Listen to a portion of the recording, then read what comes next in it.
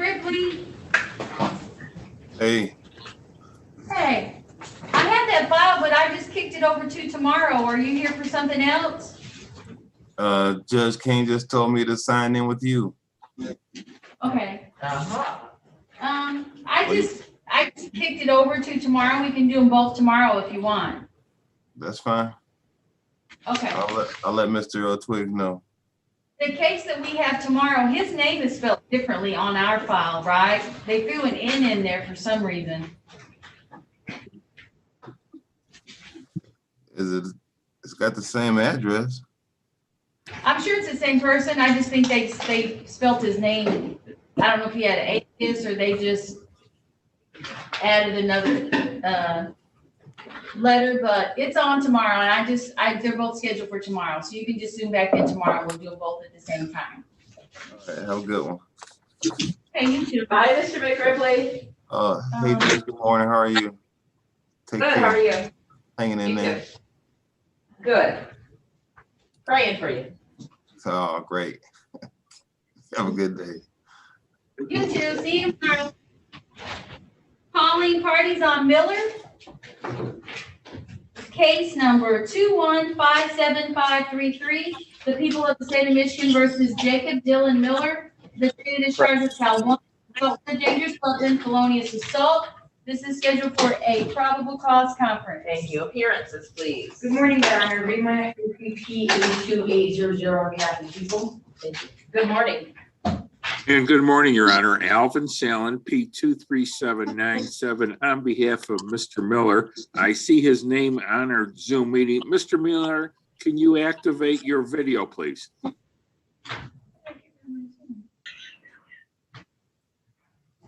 We may have lost. Hello. Him. Oh, there we go. Can you identify yourself and put the screen on your so we can see your face, Mr. Miller?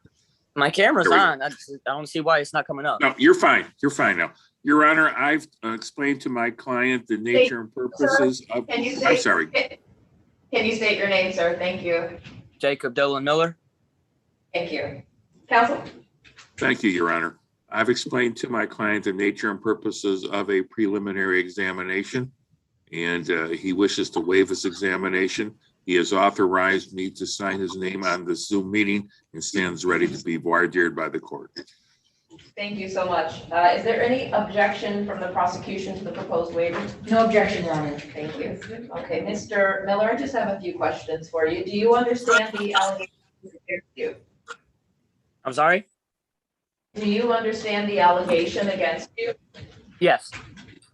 And do you understand that you have a right to a preliminary examination? Yes. Do you understand that if an exam did occur, that the prosecutor would need to establish by a probable cause standard only that crime was committed in the city of Detroit, county of Wayne, and that you probably committed that crime? Do you understand that? Yes. And if the prosecutor were able to meet that burden, the matter would then be bound over to the circuit court for further proceedings. Do you understand that process? Yes. So the representation has been made by your attorney that you wish to waive, to give up your right to a preliminary examination. Is that true, sir? And do you understand? And do you understand that that would mean that this matter would automatically bound over to the circuit court for further proceedings without the benefit of an examination at this phase? Yes. And again, I ask, is that what you wish to do? Yes. And are you doing so voluntarily? Yes. Thank you.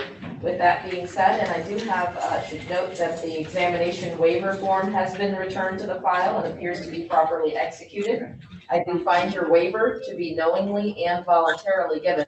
The matter will be bound over to the circuit court for further proceedings with an AOI date of August 5th at 9 a.m. Is there anything further in this matter? No, Nope. Your Honor, may you and your staff have a good day. Thank you very much. Thank you. Mr. Miller, you can leave. Thank you.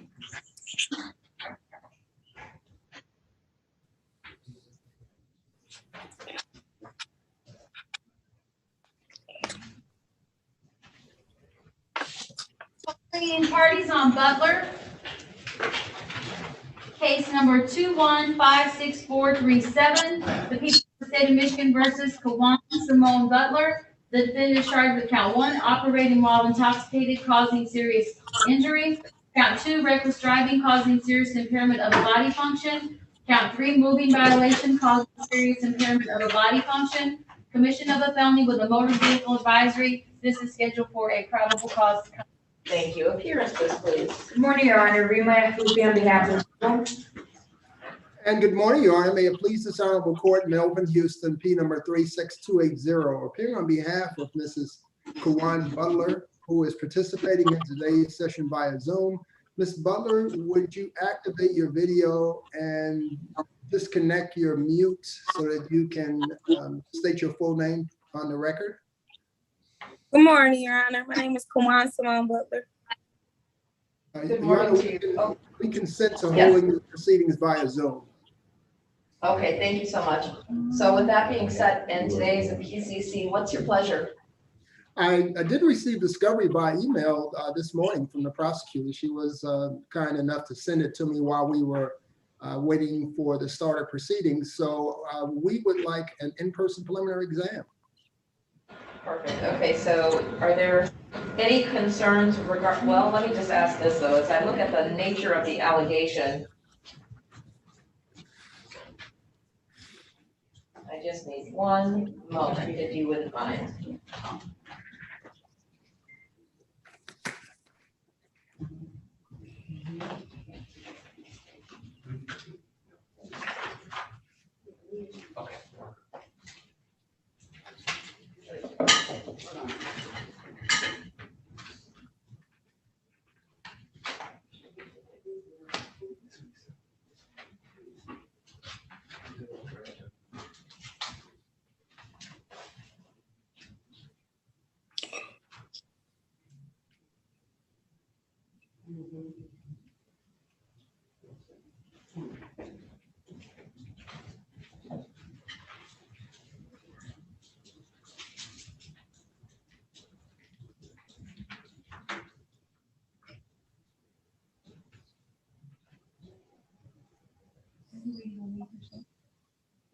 No, okay, I'm just reviewing.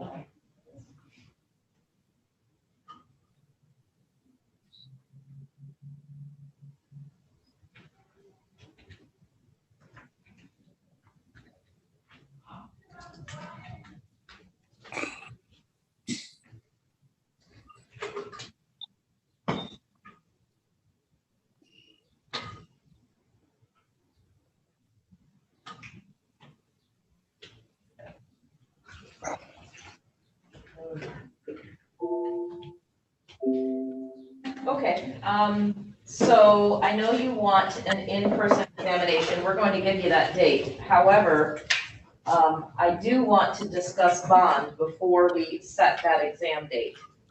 I'm looking at the pretrial release order form, and that indicates bond was set at $200,000 personal bond with an indication that there be no drinking and no driving without a valid license. And that's all good and well, but what is missing here in my initial review of this, that there's no form of alcohol monitoring that's put into place. Is that true? I believe that is true, Your Honor. So given the nature of these very extremely serious allegations, and while I do appreciate that they are just allegations, this is very serious, and an alcohol monitoring requirement should have been imposed at the time of arraignment. And the lack of that requirement being put in place, I do see is an abuse of discretion by the arraigning magistrate. And that's really the only time that I get in there and try to do anything with the bond is when I'm reviewing the bond, which just because it's set by the arraigning magistrate does not mean that that is the bond that remains. If I review it and find that there was an abuse of discretion or there's new information that causes me to amend the bond, that is within this court's discretion. It's not the magistrate's decision and that's what sticks and that's permanent. I'm concerned that there was not an alcohol tether or some level of alcohol monitoring put in place. And I am going to add that as a condition of her bond. It is not going to be optional. She certainly can choose between an alcohol tether or the sober device, which is an apparatus that you would have to blow into 3 to 5 times a day. Many people seem to gravitate towards the alcohol tether because it's easy. You don't have to do anything. But if you have the type of lifestyle that will afford you the opportunity to blow at the drop of a dime into an apparatus that many times a day, then certainly that may be an option you might want to consider. So counsel, do you want to take a moment in a breakout room and discuss which option she might want? Yes, I think that's appropriate, Your Honor. Okay, and in the meantime, we need to figure out isn't there paperwork we'll need to forward? I actually emailed it to Mr. Oh, okay, so Madam Clerk has forwarded some information to you. It's really straightforward, either way she chooses. Obviously, ma'am, the alcohol monitor would be attached to you, and you don't have to do anything except make sure you're not drinking alcohol. The alcohol SoberLink monitoring device, you would have to, again, blow into that device. You cannot miss a blow. If you miss a blow, then we are notified, and that would be considered a violation. Either option is not optional. You have to have one or the other, and it has to be attached or picked up immediately. So take a moment. I'll put you in a breakout room, and then I need you to come back, and we'll set this exam date because there's going to be this additional requirement on the bond. I'll give an earlier date than what is really where we are is in December. As crazy as that sounds, the pandemic has affected the court. So I am going to give a date that's earlier than that because of this added requirement that I'm putting on her bond. Very well, Your Honor. And Tammy, yes, I did receive a document from you. Oh, okay. Calling parties on Lee, Charles Lee.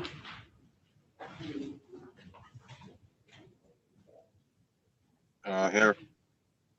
Yeah. Case number two, I was just waiting for Mr. Bloomers to pop up. Case number 2159123, the people of the city versus Charles Lee. The defendant is charged with count 1, assault with a dangerous weapon, felonious assault. Count 2, domestic violence aggravated. This is scheduled for a probable cause conference. Thank you, ma'am. Appearances, please. Good morning, Your Honor. Jacob Bloomers, P77307 on behalf of the people. And good morning, Neighborhood Defender Service by Kate DeMott Grady, P83667 on behalf of Mr. Charles Lee, who's with us on Zoom. Mr. Lee, can you please state your name? Charles Lee. Thank you. And good morning to everyone. What is your pleasure, Madam Defense? Your Honor, Mr. Lee and I have actually not had contact before. The number I was provided on the appointment sheet didn't work. So Mr. Lee, I've chatted you my phone number. So if you can, are you able to see the chat? I have paper discovery. I'm requesting any digital discovery and an in-person preliminary exam date. Okay, are there any concerns, Mr. Bloomers, regarding the bond that might affect the setting of the exam date? No, Your Honor. The defendant is on a $200,000 personal bond with a GPS tether, and the people are satisfied at this. Okay, can we have an October date, please? Yeah. And while she's looking for a date, Mr. Bloomers, if there is any digital discovery, can you make sure that Mr. Montgrady gets that discovery? Absolutely. Mr. Lee, are you able to see my phone number in the chat, or I can say it out loud too? Yes, I can see your phone number. Okay. Can you make sure to write it down? Yes, I have it down. I'll also send you my new number also. Perfect. Thank you. I appreciate it. October 6th at 11:30. Double checking, but I believe that works. 11:30, yes, I'm available. Okay, you said 11 or? I said 11:30. 11:30. Okay, got it. Mr. Lee, October does that work 6th, for you?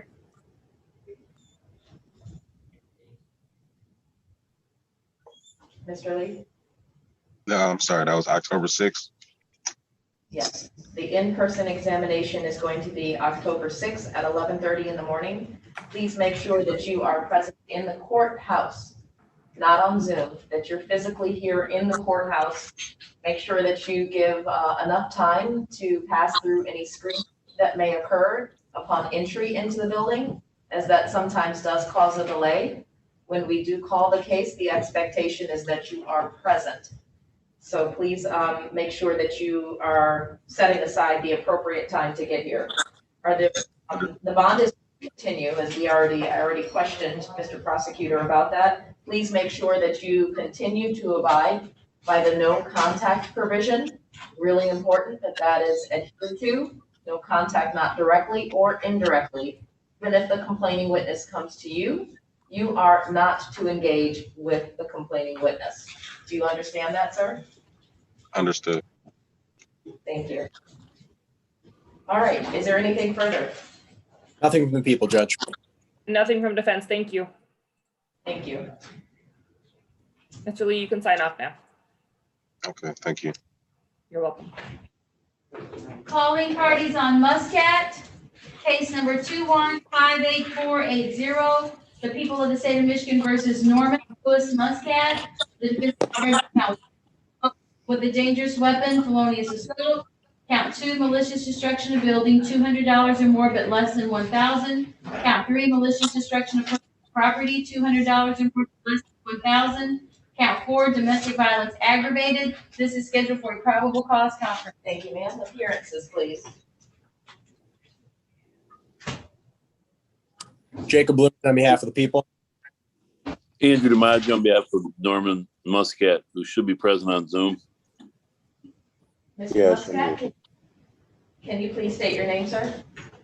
Norman Lewis Muscat. Thank you. Okay, today is a PCC. Mr. DiMaggio, what's your pleasure, sir? We would like, Your Honor, to have this set for a live in-person exam. Okay, Mr. Bloomers, are there any concerns regarding the bond? No concerns from the people at this time, Judge. Can we have an October date? Yes. October 11th at 9:30. Good for the defense. Okay. The in-person examination is going to be October 11th at 9:30 in the morning. As I indicated to the gentleman before you, Mr. Muscat, please make sure that you are present in the courthouse on that date, not on Zoom, physically in the courthouse, and that you allow enough time to pass through the screening process, as that I'm sure is still going to be in place, and sometimes causes delay upon entry into the building, okay? Okay. And the bond is going to continue. Please make sure that you're in compliance with the restriction that there's no contact with the complaining witness, not directly or indirectly. So that would include any form of social media outreach, letters, texting, chat, or even using someone else to act on your behalf. That is not permitted. And even if the complaining witness comes knocking on your door, that does not then give you permission to engage with the complaining witness. This is your bond, and it's your responsibility to protect your bond, not anyone else's. The bond is not on the complaining. You understand that? I understand. Okay. Is there anything further in this matter? Nothing from the people, Judge. Nothing from the defense, Your Honor. Okay, thank you. Thank you. I see Mr. Houston's bag. You want to go back? Oh, okay. Mr. Houston, are you ready? Yes, Your Honor. Okay, recalling people versus Kawan Butler, 2105647. This case has already been formally called. Can I have appearances again, please? Good morning, Your Honor. Rima Mahfouz on behalf of the people. And good morning again, Your Honor. Melvin Houston, P number 36280, appearing on behalf of Kawan Butler, who is participating by Zoom. Okay, Ms. Butler, Can you state your name again, please? Kawan Butler. Thank you. Okay, Mr. Houston, have you had an opportunity to speak with your client regarding the options available? Yes, Your Honor. Rather than the tether, my client indicated she would prefer to use the other less, I guess is restrictive with the tether, given that she works and shops and things of that nature. It's just a problem with the tether. But the process where you would actually have to blow periodically on a daily basis is a little less restrictive. I understand. So the paperwork will need to be that you have before you. There's information that you need to fill in, her address, etc. And I'm assuming you can ask your client if it's okay that you sign that form on her behalf. Signing that form is an indication that she understands, so it does need to be reviewed by her, because this, again, is not optional. There is a number for which you need to call in order to set up picking up the device, and that has to be done today. You have to make the phone call. Now, they may say, come tomorrow. I don't know what they're going to have access today. I'm sorry? I can't get there today. I go to work today at 3. So what I was saying is that you have to call today. They will likely say, unless things have changed, everything has been affected by the pandemic, they will likely say, come in on X date to pick it up. And certainly if you are unable to get there before their hours today, please make sure that you are there at the very next opportunity, which should be no later than tomorrow or whatever they happen to instruct you. My point I want to make is that it is not optional. I do not want there to be a gap between this order and your picking it up that is caused by yourself. So make sure you're doing everything you need to do, as it's Thursday right now. I just want to make sure that we're not looking at Wednesday. Oh, I'm sorry, it is Wednesday. No, it's not. It's Thursday. Oh, it's Thursday. I'm thinking, wait a second. Yeah, it's Thursday. it is- Are you gonna be okay with work? Did you forget? You had Yeah. Okay, so please make sure that you understand, review it once again with Mr. Houston, and you understand what you need to do on your end. Now, Mr. Houston, once I have her signature or your signature on her behalf, I need you to do one more step and send it back to us. That is when I see her information on the form, that is when I affix my signature and send it back one more time to you. Okay. Okay? I can't forward it to you with my signature unless she has signed it or you on her behalf, along with her other information that is required. And then she will go from there and making the phone call and setting up a time to get the device. Okay, Your Honor, and looking at the form, I'm assuming the option that my client has chosen, because there's several of them that's shown, we're referring to the visual alcohol monitoring system. Is that correct? Can I see a copy of the form? I think it's called Soberlink. Have they changed the name? It's a different form. Oh, okay. I'm not sure. It would be Visual monitoring. visual monitoring. That's what they're calling it now, huh? Yeah, I believe she has to call. Well, what is that? Visual I'm not monitoring. sure. Yeah. Do they just take a look at you? I don't know. Yeah. Okay, let me look and see if we have another form that's a little bit. Excuse me, Judge. Yes, sir. Am I done on here? Oh, what's your name, sir? He's finished. Muscat? Mr. Muscat, you are all set. Okay, thank you, ma'am. You're welcome. Just make sure you're in touch with your attorney if you have any questions, okay? All right, thank you. See this other agency, and it just says a Scram Cam, alcohol monitoring device or remote breath device. Remote breath device. I'm gonna send you a form for another agency that has not so many choices and it's a little more clearer what it actually is. Okay, I'll take a look at that and complete it. Okay, and then we also need to handle the business of setting an exam date. So, again, as I indicated, since I'm adding this requirement, I am going to give an earlier date. The earliest we can give, however, is not until October. And that would be early October. So if you could take a look at your calendar around that timeframe. Madam Clerk? Judge, we could do October 12th at 9:30.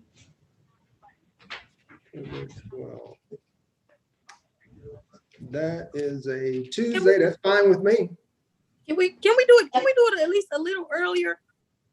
Because my birthday is on October 8th. No offense, Judge. My birthday is October 8th. No, I understand. Is there any way we can do maybe first week in October? Or the last week in September, rather? Keep in mind now, when you come in, since we're trying to bump it up earlier, there is always the gamble that you're gonna be here competing with other matters. And we'll try our level best. Mr. Houston, you know the drill. We'll try our level best to get it all in, but the non-custodial matters, they do take a back seat to the in-custody matters. So we will try to get you done, get you completed on that date, but just keep that little caveat in the back of your mind. I guess September at 9:30. September 28th, 9:30, September 28th? 28th, okay. Yeah, that's fine with me again. Ms. Butler? Yes, September 20th at 9:30 is good. Okay. Excuse me. Yes. I don't know if I'm dialing the right number for the rental agreement or rental. Well, let me stop you right there. You are in the wrong courtroom. If you're calling about a rent of anything, this is a felony courtroom. Are you trying to reach a particular judge? Yeah, I had it written down and I cannot find the judge or the Hey, hold on. Can you give us your name? And we'll try to direct you to where you need to be. Okay, my name is Yvette, YVETTE. Yeah, have her Okay, call me. we're gonna have you call Madam Clerk right here. Can you take down a number? Because we have to get through some of these matters and she can probably better assist you on the phone. Okay. Let me know when you're ready. I'm ready. 313 313 965 965 2282. 82. Okay, Yes, thank you. Call that number. Her name is Tammy. She's gonna pick up and she's gonna help you get to the right place, okay? Okay, thank you. You're welcome. Good luck. Okay, we're back on the record in this matter with Ms. Butler here. September 28th at 9:30 is the in-person examination. I will await, Mr. Houston, your return of that document so that we can set up the alcohol monitoring. And then once I get it, I'll shoot it back to you, okay? Okay, this form that Ms. Jones just sent me is much easier to understand. Oh, perfect. Thank you. Yeah, it's a PDT, so that's much better. Great. Okay, I think we're all set. Please keep in mind, obviously, with this alcohol monitoring, that there is no consumption of alcohol. I know that's a no-brainer, but it's important for me to stress that that is continuing, plus no use or possession of any controlled substance unless prescribed by a physician. I certainly don't want you substituting one vice for another. So with that being said, we will see you on September 28th. And hopefully not before. If we see you before, that will mean there's been a violation. So I hope that that's not the case. Okay, very well, Your Honor. Thank you very much. Thank you, Your Honor. Ms. Butler. One last thing, Ms. Butler. One last thing I want to say, because sometimes people do not understand what it means if there is a violation. So I want to be clear. I don't want people to be surprised if there's a violation and they. Your bond, what- your bond is revoked and you'll go to jail, right? Thank you, Ms. Butler. Yes, Thank I'm you. fully aware. No alcohol, no controlled substances. All right, thank you so much. Bye-bye. Thank you, Your Honor. Thank you, Ms. Jones. Stay safe, everyone. Yeah, no problem. Okay, take care. Calling parties on Thomas. Case number 2056038, the people of the state of Michigan versus Von Shay Thomas. The defendant is charged with count 1, malicious destruction of personal property, $1,000 or more, but less than $20,000. Count 2, disturbing the peace. Hold on a second. Judge Archer, please. The defendant is also charged in case number 1855769, the people of the state of Michigan versus Von Shay Thomas. The defendant is charged with count 1, larceny in a building, count 2, embezzlement, agent or trustee, $200 or more, but less than $1,000. These matters are scheduled for probable cause conference. Thank you, ma'am. Appearances, please. Good morning, Your Honor. Rima Yacobi on behalf of the people. Good morning, Your Honor. Jennifer Colthurst, P52876. I appear on behalf of Mr. Von Shay Thomas. Mr. Thomas?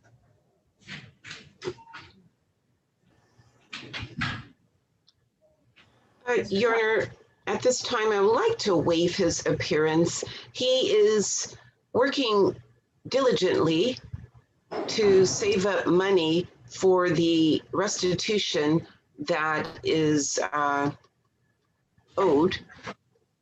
Okay. And he wants to avail himself of the offer, which requires a substantial amount in restitution, thousands of dollars. And so I believe that's the reason for his failure to appear, Your Honor. That he's working right now? It is my hope that is what's going on, Your Honor. Okay. What would you, you're asking for the court to waive his presence here? Yes, please. And if we can get another date for PCC. You've been in communication with him, correct? Your Honor, I was in communication with him until he changed his phone number. Uh-oh. I just haven't had any contact within the past month. Okay, I guess the reason why I'm asking these questions is that I just don't want to find ourselves in a position where we're just kicking the can down the road and he's not an active participant with this attempted negotiation. I do note that the last time we were on the record, May 13th, that was your he was actually present on Zoom. And that was your representative that he wanted to take advantage of this offer made by the prosecution. So certainly I know things happen and I'll afford one more opportunity for there to be another PCC with the expectation that he will be present at that PCC and either desirous of sealing the deal with the negotiation or not, unless there's some understanding between defense and prosecution with a particular time frame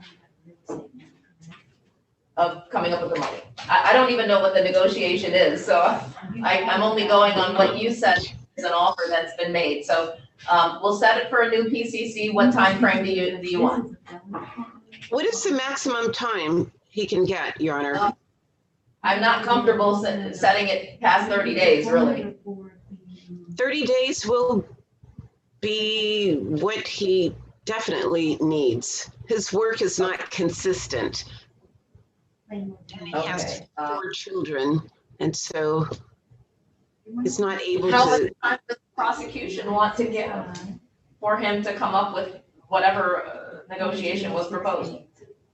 Your Honor, I think it's best that we set it for 30 days. I'll be in communication with Ms. Colthurst, and I will also talk to my supervisors about a possible negotiation again. All right, because, you know, at the end of the day, there is a complaining witness here, Bilal Harb, who I'm assuming has been privy to the negotiation that is being attempted here. And so if the prosecution can make sure that the complaining witness is in the loop and acquiesces to whatever time frame, that's important as well. But for now, today's the 15th. Let's adjourn this to August 16th at 8:30 for another PCC. Thank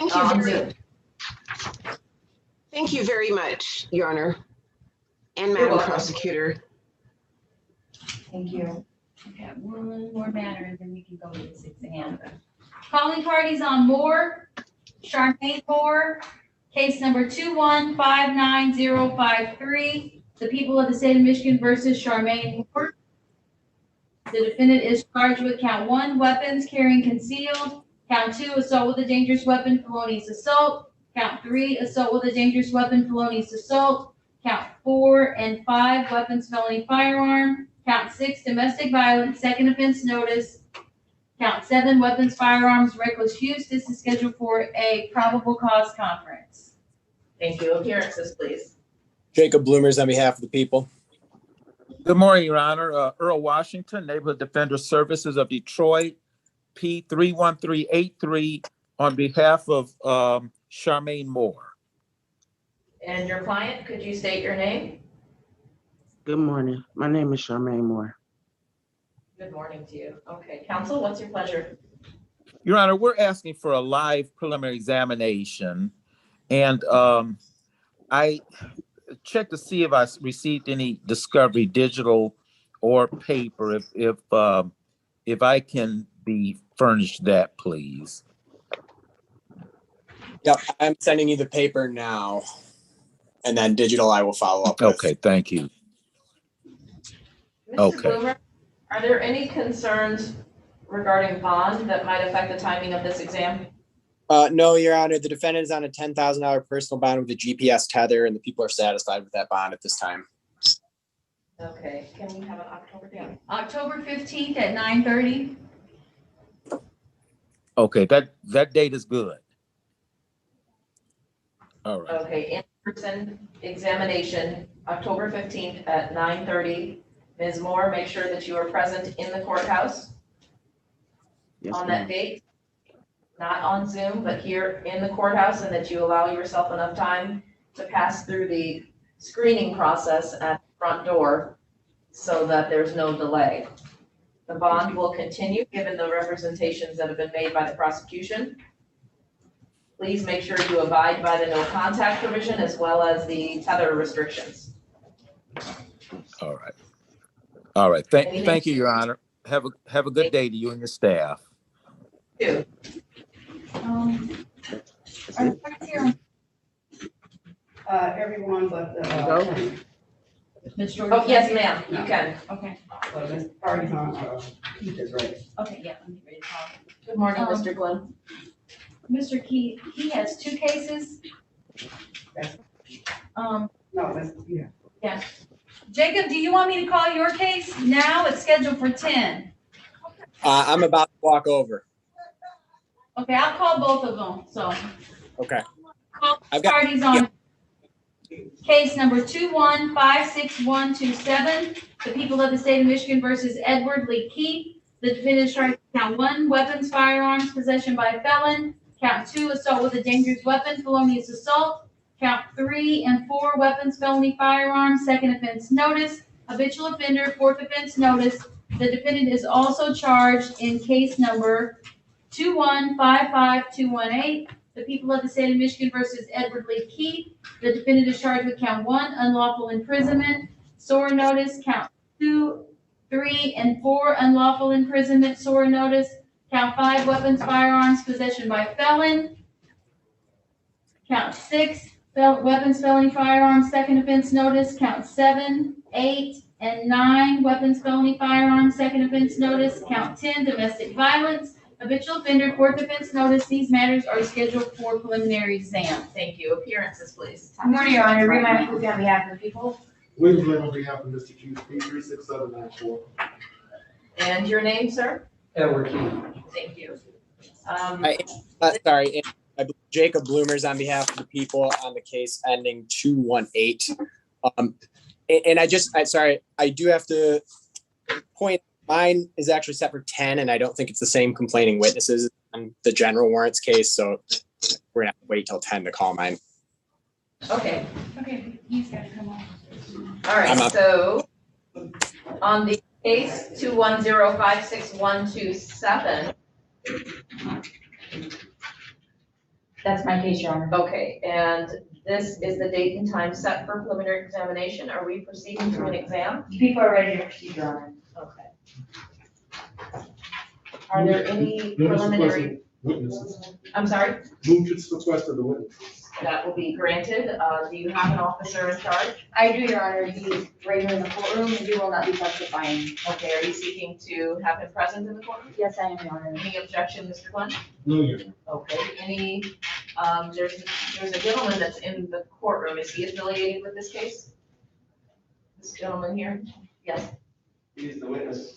Okay, he's the first witness? Yes, but Okay, Your all Honor, right. can I have a brief moment with the witness? Sure, but let me just finish this, responding to the motions for sequestration. I am going to grant it, the courtroom is empty with the exception of those that are working the courtroom and those that are involved in the immediate case. The Zoom gallery, I am going to enable the waiting room in order to be in full compliance with the motion for sequestration. And I'm going to put the individuals that are here that I'm not sure why they're here, I'm going to put them in a waiting room. The third tier to sequestration is that we are live streaming on YouTube. So anyone watching the live stream that is either a witness or a potential witness should now stop from watching the live feed to maintain the integrity of this process, as it may preclude you from testifying in future. And do you need a moment? Yes, Your Honor. Thank you.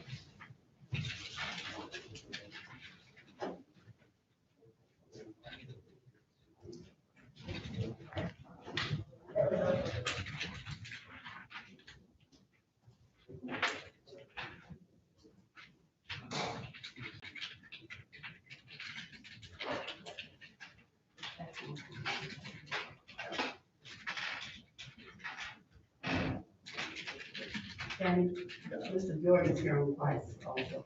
Are there witnesses? I have no witnesses. I have just an OIC.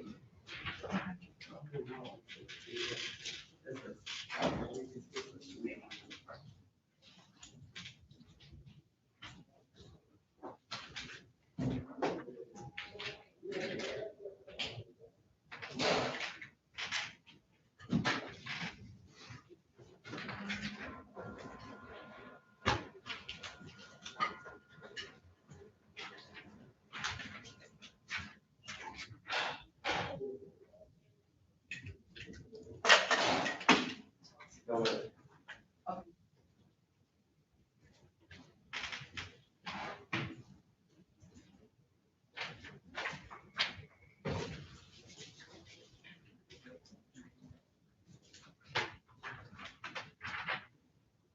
Good morning, Mr. Schlaf.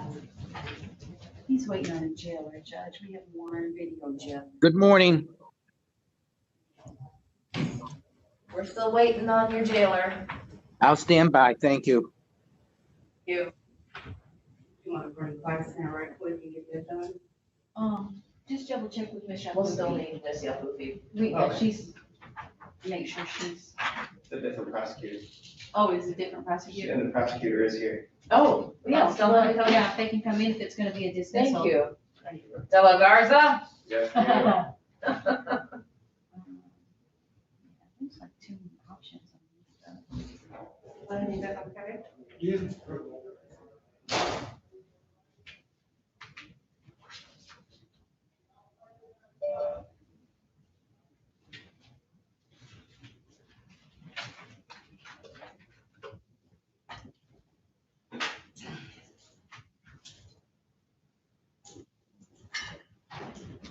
Did the woman call with the question, Yvette? She did, I just gave her the number for a landlord tenant. Oh, good, okay, she still seems to be present. Oh, I'm not sure I why. put her in computer waiting. Oh, okay. Yeah, I don't know anything about the judges on that, I just gave her the number to call the landlord tenant. Thank you. Calling parties on Clyde. Case number 2061860, the people of the state of Michigan versus Jonathan Stewart Clyde. The defendant is charged with count 1, assault with intent to murder. Count 2, assault with intent to do great bodily harm less than murder or by strangulation. Count 3, weapons, dangerous weapon, carrying with unlawful intent. Count 4, 5, and 6, weapons, felony firearm. This matter is scheduled for preliminary exam. Okay, thank you. Appearances, please. Lauren Merle Smith, P 83353 to the people, Your Honor. Good morning. Good morning. Good morning, Judge Archer. Attorney Carl Jordan, P number 57226, appearing on behalf of Mr. Jonathan Kleiss. Mr. Kleiss is also present, Your Honor. Thank you, and good morning to you, Mr. Jordan. Please state your name, sir. Jonathan Kleiss. Thank you. All right, today is the date and time set for a preliminary examination. It was set for 9:30 in the morning, and it is currently 9:49. Are we proceeding to an exam today? Your Honor, at this time, the people would ask for a continuance. The complaining witness is a homeless person. We are trying to locate. We cannot find him at this time. I would use the officers that responded to the scene in lieu of that complaining witness, but one is on military leave and the other one is on furlough. Oh, wow. Yes. If we could give a 2 to 3 weeks to get the one officer that is going to be back from furlough, that would be plenty of time, Your Honor. Okay, so, typically. And yes, and I apologize, because this was not my case. I inherited this case from a prosecutor that left our office, so I was not the person that set the stage. Oh, okay. Well, this matter was set November of 2020. And here we are, so 8 months later? In order to grant a motion to adjourn, the court has to find that there's good cause. And a little frustrated understanding if what has been said rises to the level of good cause. I understand what you said, and I understand why the complaining witness isn't here. I understand why the officers may not be here. But their failure to appear for the various reasons, given the time frame that this matter was set, I'm struggling to find that there's good cause. I understand, Your Honor, and I was in your court when you made a similar statement to that effect, so I kind of realized it would head in that direction. I do understand. Your response, Mr. Jordan? No response, Your Honor. Okay. It is currently 9:52 by the court's clock. And again, today is the day, it's showtime right now for the prosecution to present what they have. And given the time frame that this matter has been on the books, notwithstanding the fact that you inherited this case from another prosecutor that is no longer on it, today was the time in which Mr. Kleiss was expecting and anticipating this matter would proceed, as well as Mr. Jordan, who's prepared for this examination. But there are no witnesses that are able to proceed on behalf of the prosecution. So given that, I am going to dismiss this matter, but here's an important part that I want you to understand, Mr. Kleiss.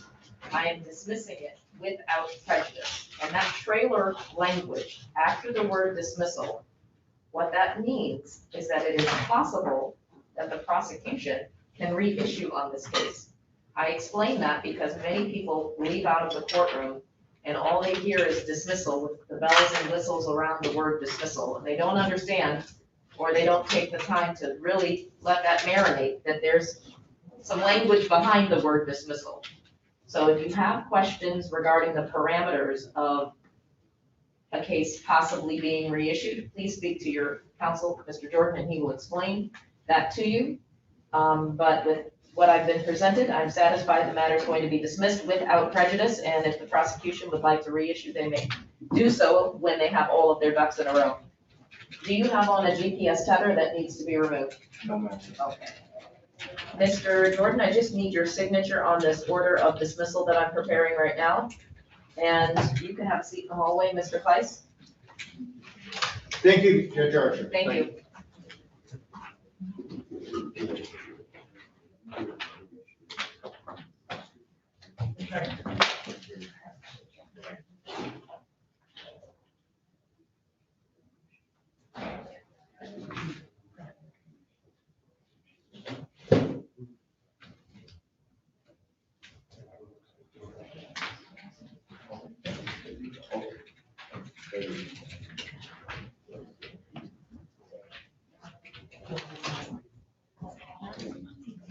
Okay.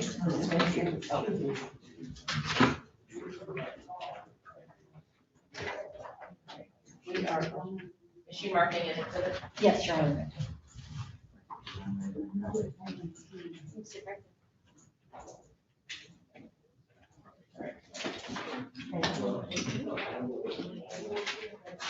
Mr. Jordan, just to, I'm sorry, we're still back on the record in People versus Kleist. Just to perfect the record, when I asked what your response was, I just want to know, are you moving to dismiss? I apologize. Your Honor. Okay. Yes, and I would make that motion at this time. Okay. We can dismiss, Your Honor. Thank you. That motion is granted.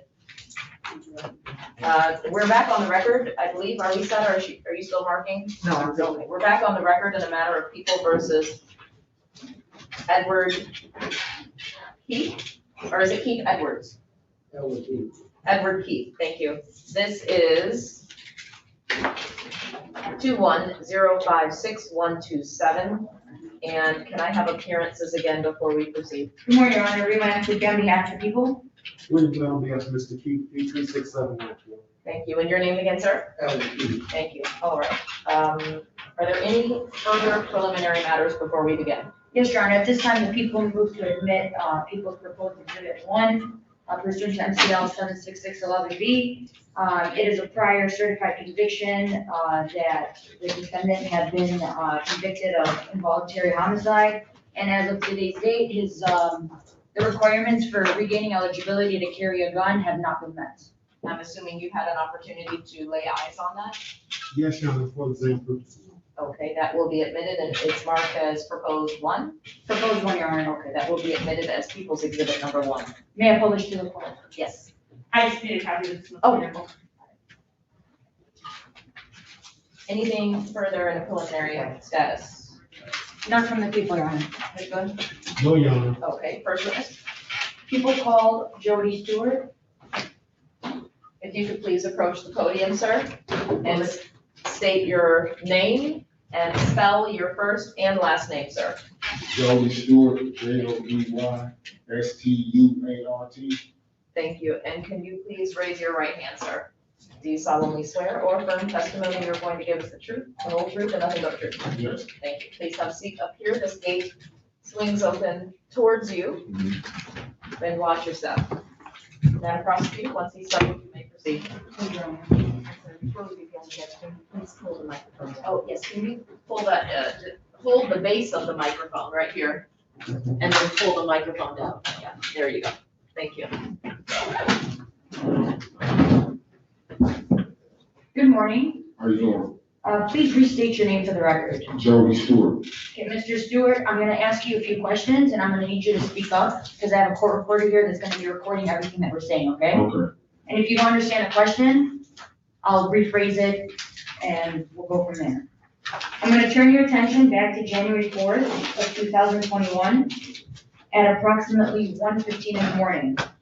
Do you remember that date? Yes. And were you at any time, at that time, at the location of 20400 Grand River Avenue? Yes. Is that in the city of Detroit, County of Wayne? Yes. And what is at that location? The gas station. Okay, and I'm gonna take you back to that day at the 1:15 a.m. Yes. Do you remember what happened that day that brings you to court today? Yeah, I remember. Okay, tell me what happened. Well, in a nutshell, I pulled into the gas station and I was in my tow truck and I pulled in, I believe, and I couldn't get out. Okay, I'm gonna stop you right there. So you pulled into into the gas station in a tow truck? Yeah, Is it a big tow truck? yeah, yeah. And So when, it's a rollback, Okay, so it's a one. rollback, ROLL back, rollback. when you said you pulled into the gas station, where about in the gas station did you pull up to? And outside, like the outer, closer to the gas station, gas line, the very close, the one that's close to it. Were you next They to a got gas 3 pump? rows, yes, So you were next to a gas pump? yes. Okay, so what happened when you pulled up to the gas pump? I pulled up to the gas pump, called my friend, he came out, got out, I went to go try to leave, but it was somebody blocking me in the car. So, you know, I'm sorry, I want to stop you right there. And when you said somebody blocking you in the car, where was that car positioned? it was kind of positioned in front of me where enough where I could not maneuver around this car at all. There was no way possible that I could maneuver the tow truck around this car. So when you saw that this person was blocking you, did you do anything? Yeah, I kind of spoke to her and asked her, could I, get out, and she ignored me. So what did you do after that, if anything? I kind of sat there for a couple of minutes trying to figure out what I would do next, because, this was like an odd situation. So I believe I blew the horn the next time. And then what happened, if anything? And she looked up at me again and ignored me, and then next thing I know, I hear this guy say, fuck that nigga. So now I'm really sitting there like, I'm confused now, because I'm like, I don't know what to do. Okay, when you heard that statement being made, did you see that individual? At first, I didn't see him. I heard somebody say something from a vehicle. But do you know if it was in the same vehicle that was blocking you? No, it wasn't the same vehicle that was blocking. Okay, so when you heard that statement, what did you do? I kind of looked over to where it was coming from, but then when I noticed where it was coming from, I kind of just, I was confused. I didn't know what to do. And where was it? Where was it coming from? It was coming from a van that was kind of sitting maybe a few feet or whatever in the next pump lane, actually. He was sitting in the next pump lane. Okay, so after this individual made that statement, were you able to see their face at this point? Yeah, because he got out of the vehicle as he was saying that. And then he said, matter of fact, and he went back to his vehicle, and he went like he was going to grab something. So I'm figuring he must be going to grab a gun. And then he came out with it. And I seen the gun, so he started walking towards me. As he was walking towards me with the gun, he saying all type of, derogatory remarks to me. Do you remember what he said to you as he was walking He was towards you? saying like, Speculating, I would object to that. Do you know what he said to you? Objection is sustained as it relates to, your guessing. If you know what he said, then you can answer and state what he said, but if you can't remember, we don't want you to guess. Okay. Well, I do remember him saying, he was saying some other stuff, but I can't remember what he was saying, but I do remember him saying, it's 50 in this motherfucker, and I'll bust your ass. I do remember that. And he was saying this as he was walking towards you? Walking towards me, and then he said it again once he got on the side of my tow truck. And what, if anything, was in his hand when he was saying this? It was a pistol. A pistol? Yeah. Can you describe it? Yeah, I can describe it. It had a drum on the end of it. And, It had what on a it? drum. A what? A drum, like he said, it was 50 rounds, so you gotta have a drum to put it in there. I mean, for the 50 shots. And as you said he was coming towards you? Mm-hmm. What was he doing? Yes. What was he doing with that pistol in his hand? He was like holding it up, like let me see it and pointing towards me. Like I put this 50 in. Do you remember how far away he was from you when he was making that statement? Well, he made the statement a couple of times, but he was close up to me enough that I could hear it. And then the last time he said it, he was right outside my door, like I'm looking right at him. And you were able to see his face? Yeah. And do you see that person in the courtroom today? Yes, I do. Can you please point to him and describe something he's wearing?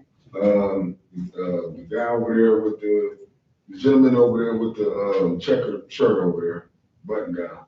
Your Honor, may the record reflect that the defendant has been identified? The record will reflect identification. Thank you, Your Honor. So when he made that statement to you, what happened? After he made a statement to me, he pointed the gun at me. Well, he already kept it in his hand, pointing towards me, you know, so, and then I tried to defuse the situation. You know what I mean? I really, you know, I don't know, the whole situation was kind of stupid to me, you know, but I tried to defuse the situation because I didn't know if this guy was gonna shoot me or not. So I tried to defuse the situation and he just was like, you know, bag up out of here. Just bag up out of here. The whole time with the gun in his hand, you know, motioning like, bag up, go that way. What did you do after that? I seen that he wasn't gonna do anything, so I just bagged up out the gas station. I mean, he wasn't gonna let me do nothing else, so it was like either bag up or whatever, you know, so I wasn't trying to find out what was gonna happen next. I just bagged up out of there. Did you call the police? Yeah. And did you make a statement? Yeah, I made it, yeah. When I came into the police station, yeah, I did. Nothing further, Your Honor. Thank you. Cross-examination? Now, you stated that this happened at 1:15 in the morning? Yes. Okay, it's very dark out? No, it was dark outside, but it wasn't dark inside the gas station. The gas station is very well lit. Now, when you pulled into the gas station, were these two cars there before you, or did they drive in after you? They pulled in after me. Now, where was the gentleman's car who had the gun? Relative to your truck? It was kitty corner. Now, was that car backing you into the? You mean blocking me in? No. Now, you stated that there was another car? Yes. Now, and where was that car? Positioned in between, I would say lane 1 in the middle, because it has 3 lanes. It has one lane that's closer to the building, then it has a middle fuel lane, and then it has an outside fuel lane that's closer to Grand River. So I was in the lane that's closer to the actual store, the gas station store. He was in the middle lane, kind of kitty corner from me. Now, the car with the women in it, how many people were in that car? It was one female. Okay, that's it? Yeah. Now, were there more than one person in the gentleman's car? You know what? I really didn't pay attention too much, but I did see some guys get out of his vehicle, get out of his van that he was in, but I don't know, you know, who was all with him. I didn't pay attention to that at that moment. I'm just pulling into the gas station, so I'm not really paying attention to who's getting out of what car. Were you able to get a description of what this gentleman was wearing? At the time? Right. No, sir, I wasn't focused on what this person was wearing at the time. It just was kind of like a unnatural situation, so I most definitely, I was really just trying to diffuse the situation so I can get out of there, so I wasn't trying to look at who was wearing what. Now, had you seen this person before, this gentleman? No, never in my life. Now, could you describe the car? It was a small, dark colored car. I can't remember what type of car it was. Like I said, I don't pull in gas stations and just look at people's cars and try to figure out what kind of car they're in. I just know it was a smaller car. I couldn't get by her, and all hell broke loose when I asked to get by. Now, this was back in January? Yes. And this was during the pandemic? Yes. Was this gentleman wearing a mask over his face? No. Nothing else now? Any redirect? No redirect, Your Honor. Thank you, sir. You may exit the court.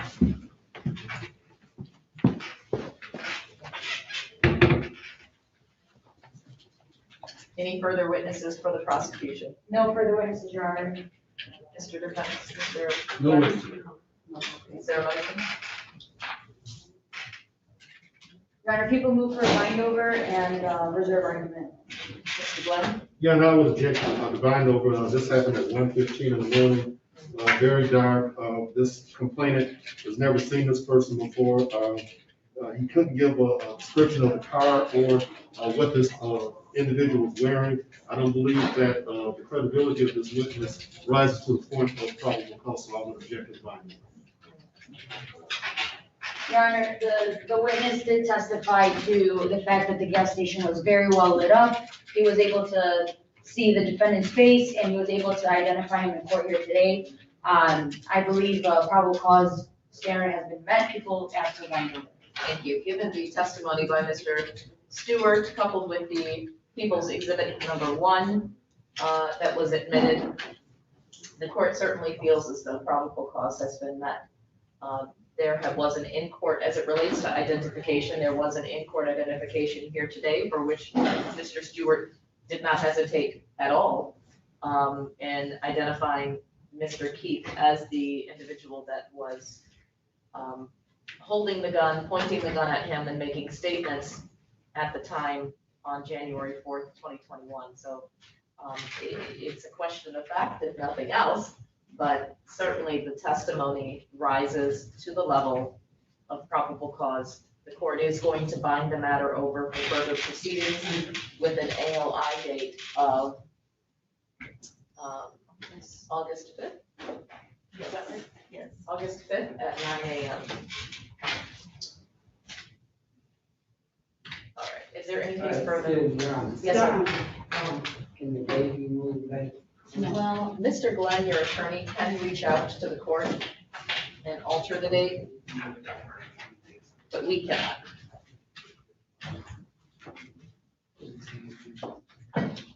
Okay, is there anything further? One more, Your Honor.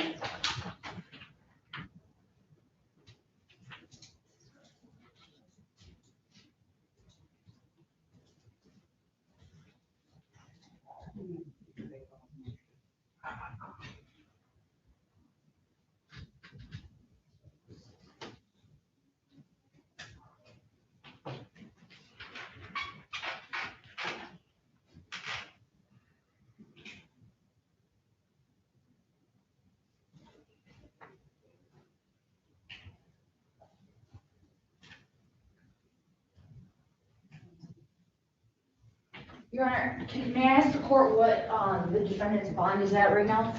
$50,000 cash for the tether. Yes, that's what I have, $50,000 cash assurity with, wait, is there, yes, with the GPS tether. Okay, nothing further, Your Honor. Thank you. Please make sure that you abide by the tether restrictions. And again, the arraignment on information date is August 5th at 9 a.m.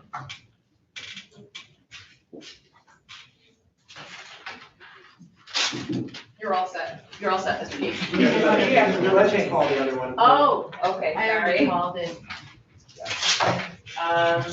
This is People versus Edward Keith, 210552118. This matter has already been formally called and is also scheduled for a preliminary examination. Are we proceeding to an exam, gentlemen? Your Honor, this time complaining. Appearances, I'm sorry. Jacob Bloomers on behalf of the people. William Glenn on behalf of Mr. Keith, P36794. And your name again? Edward Keith. Thank you. Mr. Bloomers? Your Honor, this time the complaining witness, Sierra Oliver, is not present in the courthouse. She was subpoenaed to be here for a 10 a.m. preliminary exam. Without her present participation, people are unable to go forward this time. Move to dismiss. Matter is going to be dismissed without prejudice. This court is going to grant that motion made by Mr. Glenn. Again, it's without prejudice, so the prosecution does have the option to reissue this if they deem a reissuance is appropriate. Please make sure that you speak with your attorney if you have questions about the parameters of a reissuance and the possibilities of that. So with that being said, I just need, Mr. Glenn, your signature on this order of dismissal before we close on this matter. Is there anything further? Nothing for people, Judge. Mr. Glenn, is there anything further? No, Your Honor. Okay.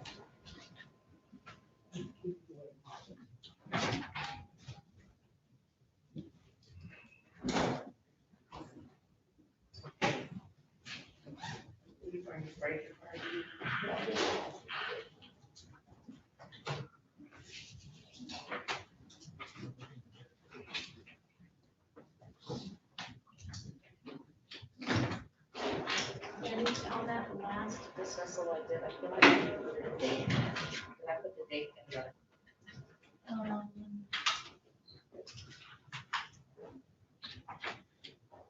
You did. I did. Yeah.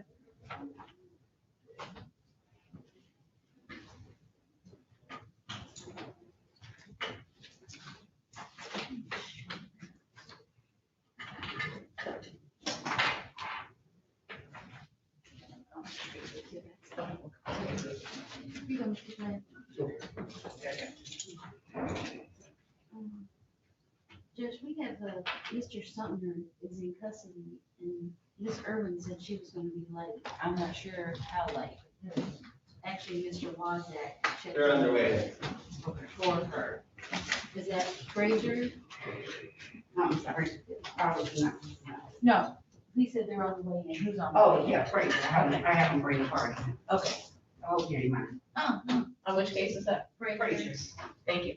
When they both get here, and I just try to get them all in, so. that's what we need. Thank you. We I appreciate it. And we do, otherwise we don't know. We're just sitting here. Yeah, that way if you see them, you know, you're ready.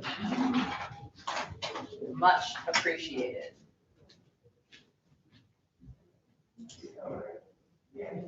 This coincides with, this actually should go back to Madam Prosecutor. That's her exhibit. Put that on the shit. You want to start the attorney's on his way in slowly but surely. I think you can, like, two matters on Zoom already, so. I don't know what he said.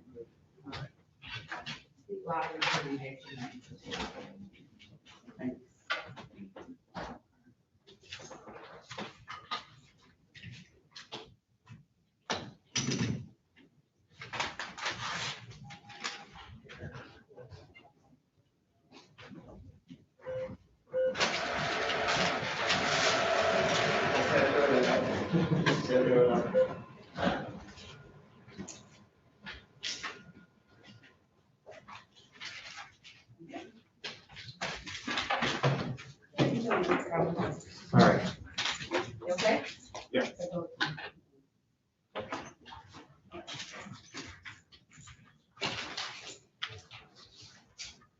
Calling parties on Frazier, case number 2058250. The people of the state of Michigan versus Kenny Frazier. The defendant is charged with count 1, assault with a dangerous weapon, felonious assault.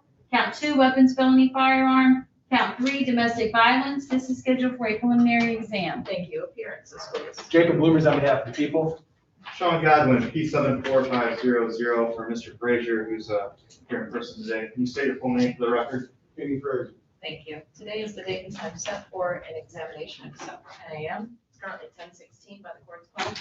Are we proceeding to an exam? Your Honor, at this time, the complaining witness, Jasmine Johnson, is not present in the courthouse. She was subpoenaed to be here for a 10 a.m. preliminary exam.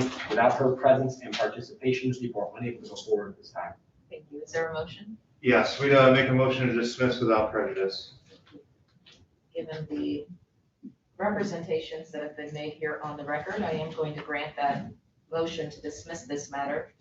Keep in mind that it is dismissed without prejudice, Mr. Frazier, and what that means is that it is possible that the prosecution can reissue in this matter. If you have questions regarding that concept, please make sure that you're in touch with your attorney to address any concerns, and he will answer in more greater detail about the possibility that the prosecution has to reissue when there's a case dismissed without prejudice. Do you have on a GPS tether that needs to be removed? No. Okay, so counsel, I just need your signature on this form as the moving party on the order of dismissal. I'm preparing it right now and it will be forwarded up to you in just a moment. Is there anything further? Nothing from the people, Judge. We're all set. Thank you so much. Thank you. You have a good day. You too.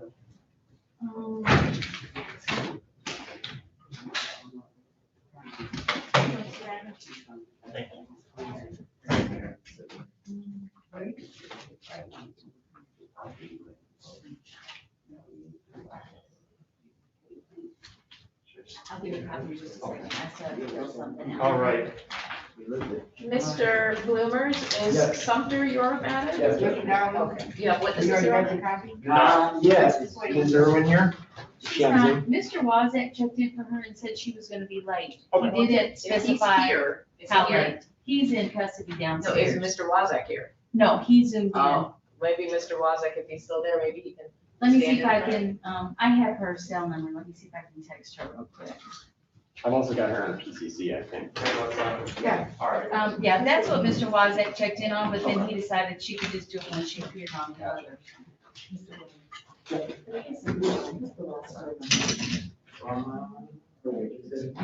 Do we have parties here on Ursery? No. No? You don't need. I think On nursery, yeah. Mr. Bloomers, can I see it for a second? I'll look it up. It says brown, I'm not sure which brown. Let me look it up. I don't know which brown.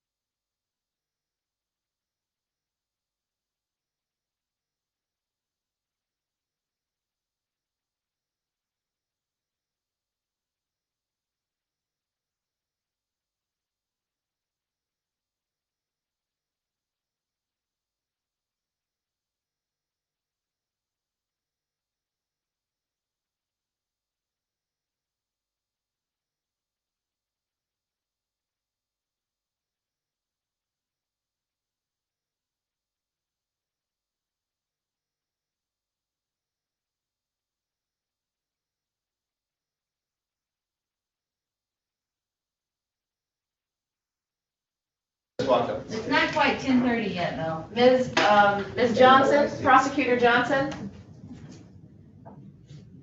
Yeah, we need the jailer. She's on the Hi, jailer. I just saw your chat. Hi, yep, I'm sorry. I just saw your chat. Sorry, we don't have that jailer yet. That's no problem, Your Honor. I just wanted to make sure that if I wasn't responsive, that I let you guys know where I was at. Okay, thank you.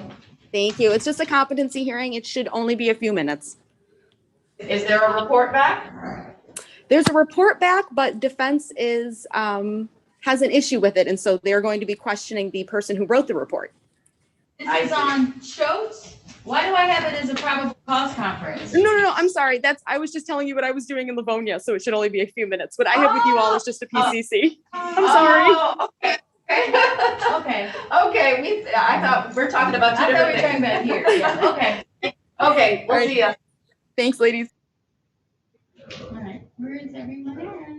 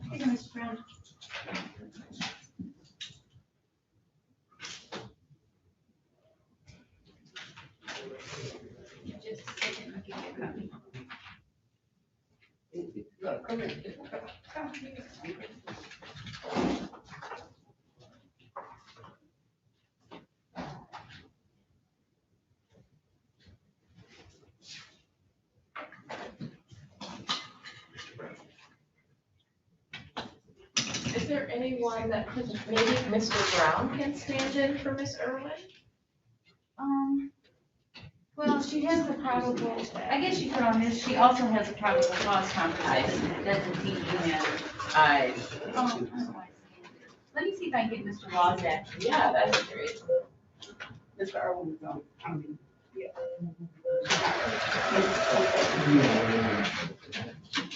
Mr. Who? I have something coming up. Oh, good, thank you, Officer Williams. Yes, ma'am. Thank you for having, Sumter on the way up. Oh, okay, let me see if I can.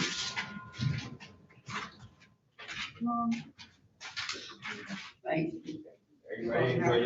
You too, have a good day. Take care, Mr. Brown. I like to call the person a little early anyway, because they give them time to process without being in the middle. Yeah, And the noise. that's a good idea. Officer. Yeah, I tell them. Listen. Hey. Right. Did you see how humble I and just told you. apologetic he was when I went about it the wrong way? I You guess need the to snap officer should ask them to keep their nose covered. That don't always mean it. But she asked him to keep his nose covered. Oh, I'm sorry, I'm sorry. Well, one It's of a the person. What, Mr. Brown? Yes, much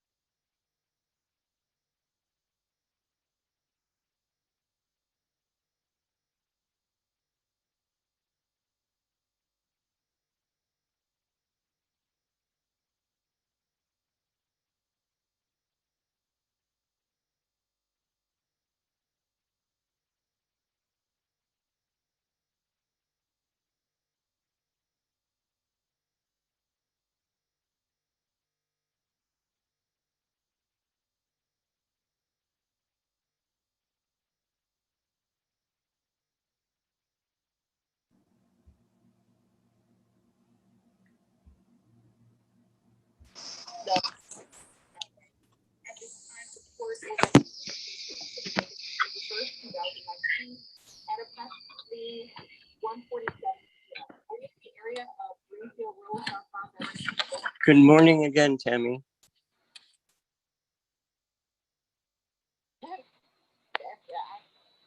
Yes, probably. I can't remember. Yes, ma'am. Were you driving a 2004 white Chrysler vehicle? Does that help jog your memory? Is that a Pacifica? If it was a Pacifica, yes, ma'am. I don't remember the date of the accident, but I. He can't hear us. Morning, Dan. Thanks for calling back. Hi. Yeah.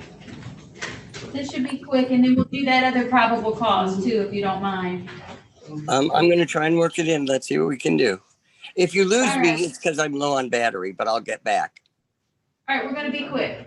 Calling parties on Sumter. Case number 2157912, the people of the state of Michigan versus Curtis Sumter. The defendant is charged with count 1, weapons, firearms, possession by felon.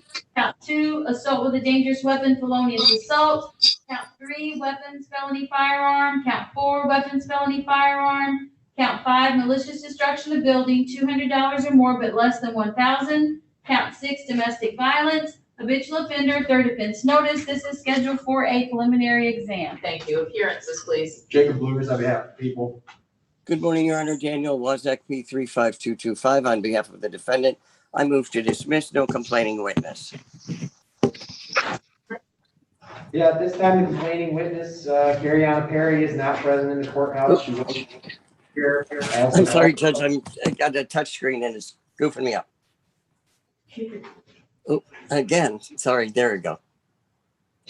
The complaining witness, Carriana Perry, is not present in the courthouse. She was subpoenaed to be here. I'm sorry, Judge. I didn't hear the question. Please. The question is, I'm not sure if you were listening to Ms. Page's factual. I'm sorry. Go ahead, Mr. Blumers. I also called her multiple times and left voicemails informing her of the date without her present participation. The people are unable to go forward at this time. Okay, Mr. Wozniak has already made the motion in anticipation of what you were going to say. He's made the motion to dismiss this matter. And based on the representations that have now been placed on the record, I am going to grant that motion to dismiss. The matter is dismissed without prejudice. I'm assuming, Mr. Sumter, I don't know if it was specifically asked, I'm assuming that you have no objection to Mr. Wozniak standing in for your attorney of record, Ms. Irwin, and making the motion to dismiss? No, no. Thank you. And so with that being said, the matter is dismissed without prejudice.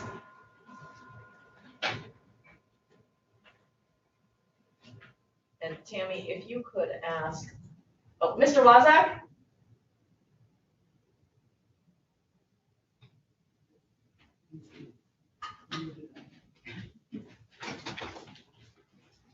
Mr. Wozniak, when you have a moment, I need to know if you're giving me permission to sign your name to this order of dismissal. If you give me a thumbs up. We can't hear you.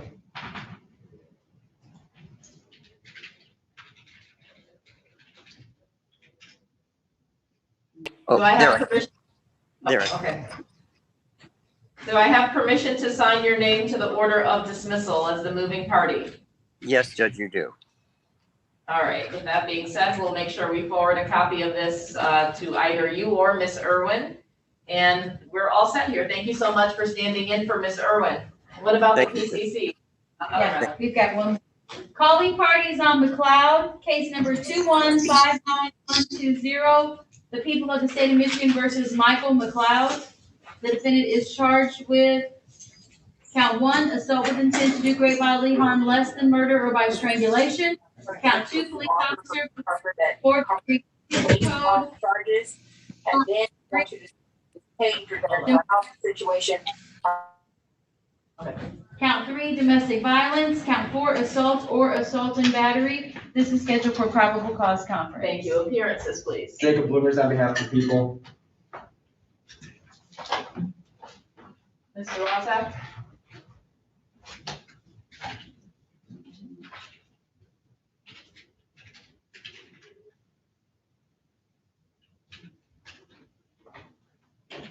I think we lost Mr. Wozniak.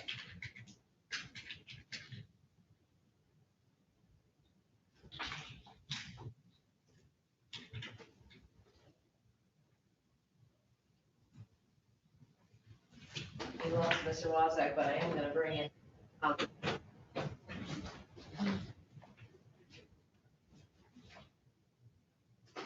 Jail or something.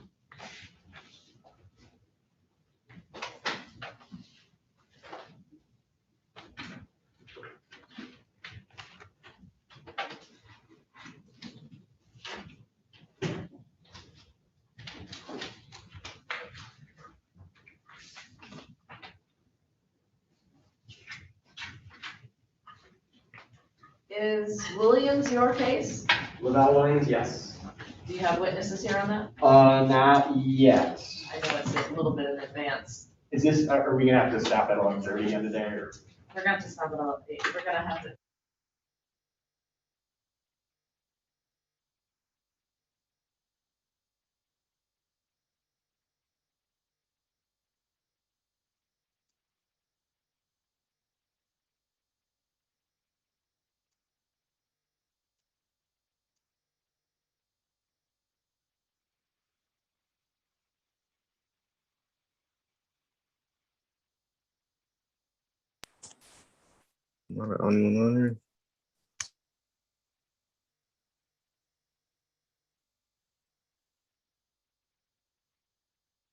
Mr. McLeod? Hello, can you hear? Hi, we're waiting on your attorney. So just if you could keep the microphone muted and, oh, I think, yeah, hold tight. I think we can call it right now. All right. This is actual call versus Michael McLeod. This is case number 210592120. Can I have appearances again? Jacob Bloomers on behalf of the people. Good morning, Your Honor. My apologies. Daniel Wozniak on behalf of the defendant. And Mr. McLeod, please state your name. Michael McLeod. Thank you. Today is the date and time set for PCC. What is your pleasure, counsel? I have discussed this with Ms. Irwin. She would like a prelim exam live. Okay, Mr. McLeod, I'm assuming you have no objection to Mr. Wozniak standing in for your attorney of record, Ms. Irwin, for purposes of setting an exam? Yeah. Pardon?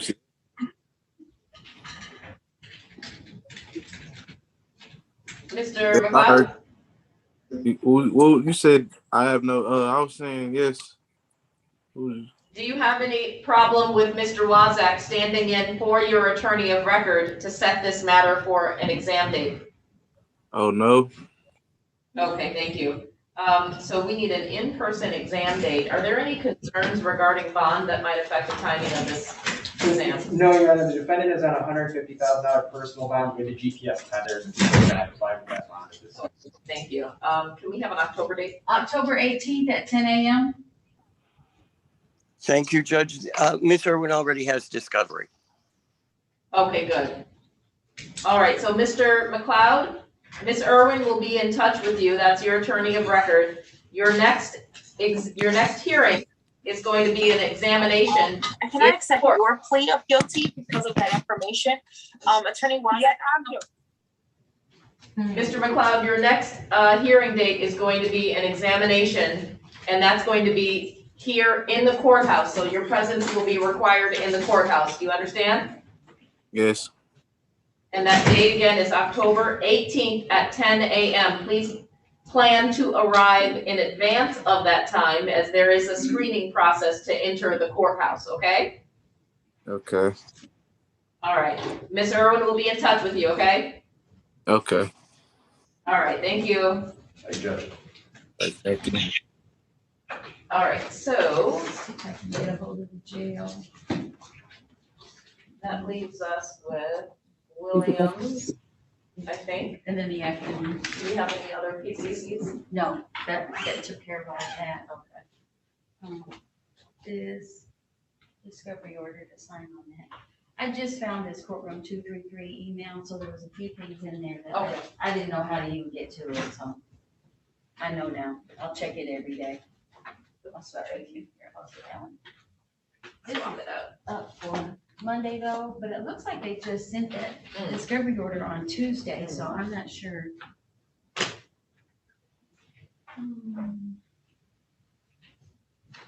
And then I got an email back from Mr. Parker regarding the Hickson. She's in inpatient treatment for 30 days. Do you want me to schedule this Yes, for a motion? court date or however it needs to be entered. Well, So because we it's can, scheduled for competency in September. I'll just let schedule you keep track of it. Yeah, so, and then I'll send a notice to him on that. Mr. Wozak, we're all set with you, I think, or Yeah, this, no, we're good. thank you for helping Miss Irwin out. Are you gonna let her know, or I'll send her a text? We have to read your lips because you're muted. I think you're saying, yes, you'll certainly let her know. Yes, Judge, we're gonna be talking later this morning. I'll let her know. Okay, all right, Have a thank good you. day. Thank you. This Take care. is scheduled for an exam in December. This is where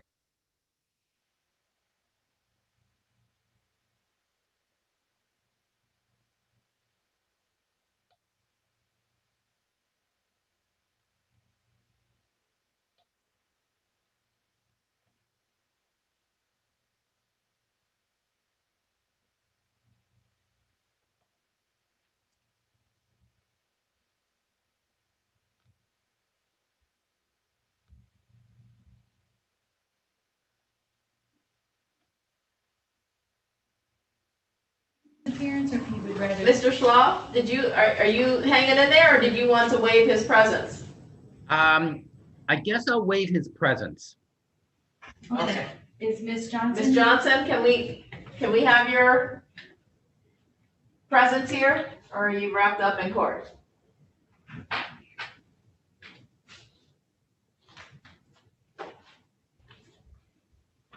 Prosecutor Johnson? I'll waive her presence as well. Thank you.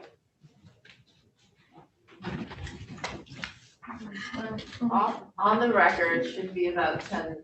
All right, let me call the jail and see. All right. Otherwise, I'll just let them know they're gonna waive if it's gonna be longer than that.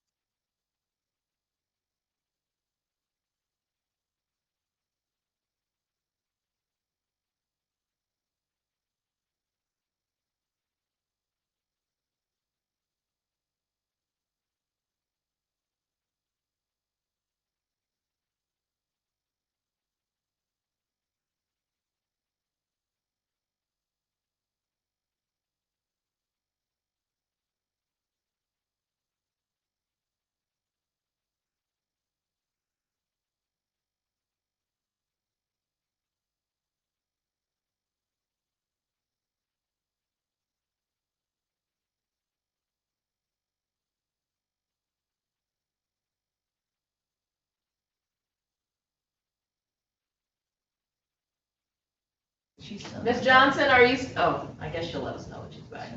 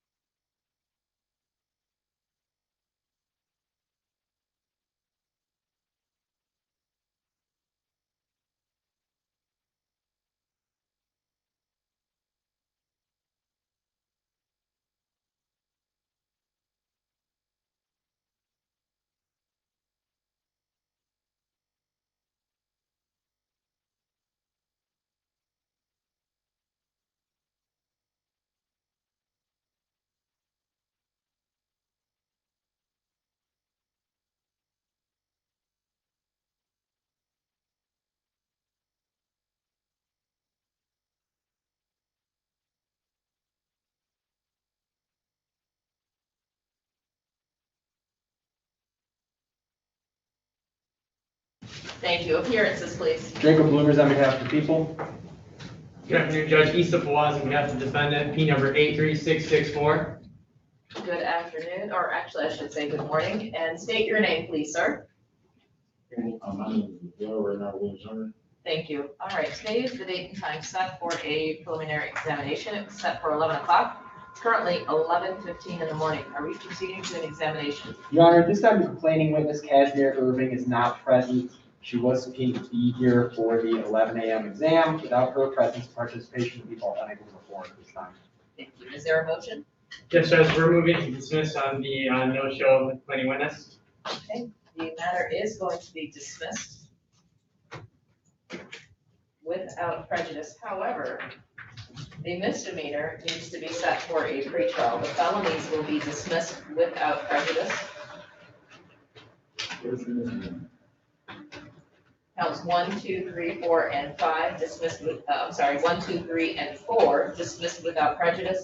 Counts 5 and 6. Madam Clerk will need a pretrial date.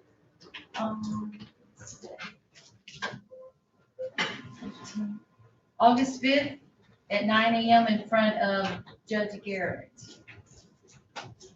Okay, sir, just so you understand what's going on here, this court is presiding over the felonies and the felonies only. Now, certainly, if the exam had occurred and the matter had been bound over, the misdemeanors would travel along with the felonies. But in the event like today, where a complaining witness failed to show, certainly some people, you might be thinking, well, if the complaining witness failed to show, why do I have to continue on with the misdemeanors?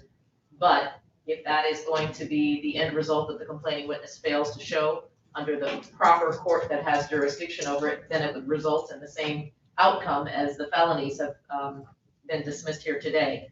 But as a matter of course, those misdemeanors need to go before the appropriate judge so that they can be properly addressed. So your pretrial on the misdemeanors, which is again, count 5, weapons, firearms, reckless use, and count 6, domestic violence, August 5th at 9 a.m.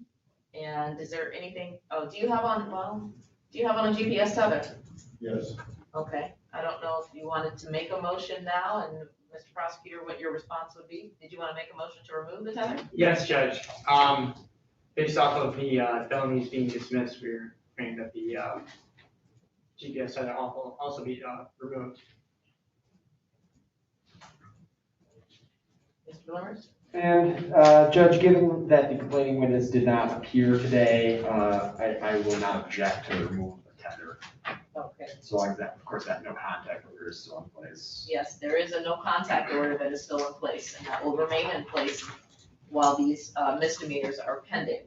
Again, August 5th at 9 a.m. Judge, pretrial date. would we be able to do August 12th? Is that possible?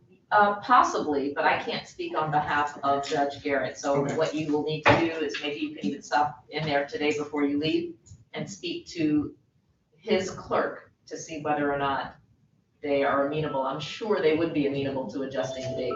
Okay. I Thank you. mean, I can call. That's Yeah. just typical. I can call and ask. Could you please?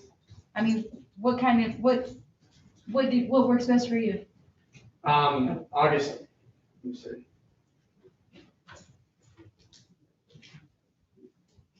What would be best is August 19th, if possible, if not, that's not too far away. Okay, that's fine. Okay. Counsel, I just need your signature on this order of dismissal as the moving party. Yes, sir.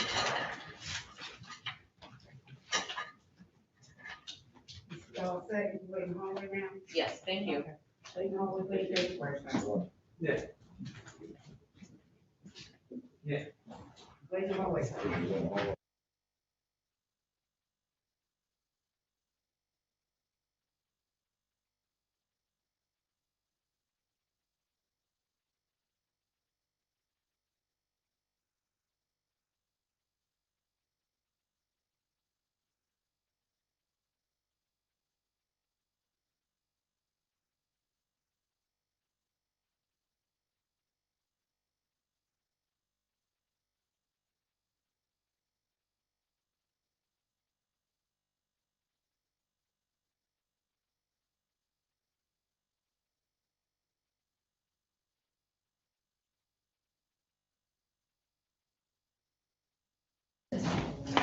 Still don't see the video, Jill, so. Calling parties on Schultz, case number 2159254. The people of the state of Michigan versus Clavon Schultz. The defendant is charged with count 1, 2, criminal sexual conduct, first degree, weapon used, SORA notice, HIV, STD testing notice. Count 3, criminal sexual conduct, first degree, personal injury, SORA notice, HIV, STD testing notice.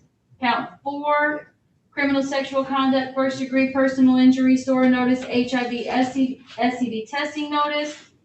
Count 5, criminal sexual conduct, first degree during felony, SORA notice, HIV, STD testing notice.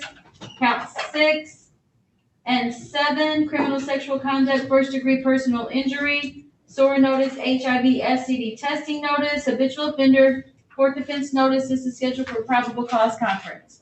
Thank you. Appearances, please. Good morning, Your Honor. Brittany Johnson on behalf of the people, P83513. And good morning, Your Honor. James Schloff on behalf of Mr. Choate, 30720. Your Honor, I will waive his presence. The jail has not produced him. Okay, can I have a piece of tape? His presence will be waived for purposes of today's proceeding. What's your pleasure here? Now, considering, I would ask for another PCC in the near future. Okay, how about today is the 15th, what about July 22nd? If I can take a quick look, Judge, the 22nd will be fine. Okay, and that's, have you received discovery? I have, I believe I looked at it this morning. Okay, well, I if don't your know if purpose. it's the entire thing or not, but I'll find out from Ms. Johnson. It's not the entirety of the discovery, Your Honor. I'm sorry. The file hadn't physically made its way back down to my office. I do have a digital discovery ready, but I will have it to him by the end of next week. That'll be good. Perfect. All right, so new PCC, July 22nd at 8:30 via Zoom. All right then, thank you. Thank you. Thank you. All right, that's it. I'll see you at 1:30. Court will stand in recess until our afternoon docket, which is scheduled for 30. Okay. Oh my God, is that you? That's the thing, this person. Oh, yeah, it's stakeholder.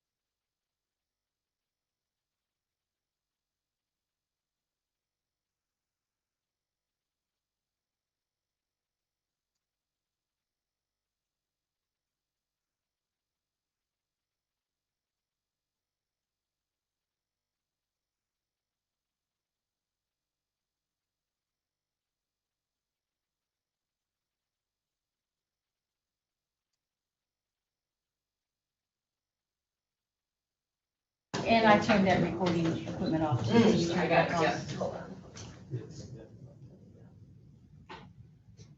There you go, okay, is it up? Wait. No? Yeah, it's on. Okay. Okay. Calling case number 2158248, the people of the state of Michigan versus John Salon Joka. The defendant is charged with count 2, with intent to do great bodily harm less than murder or by strangulation.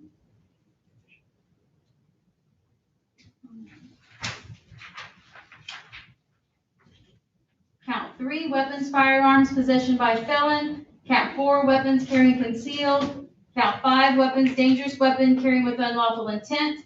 Count 6, weapons, felony firearms, second offense notice.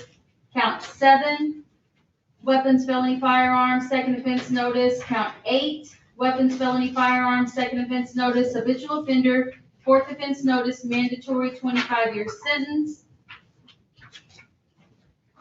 So are these cases combined now? I would be moving to consolidate them for purposes of exam, and I'll have to file a motion.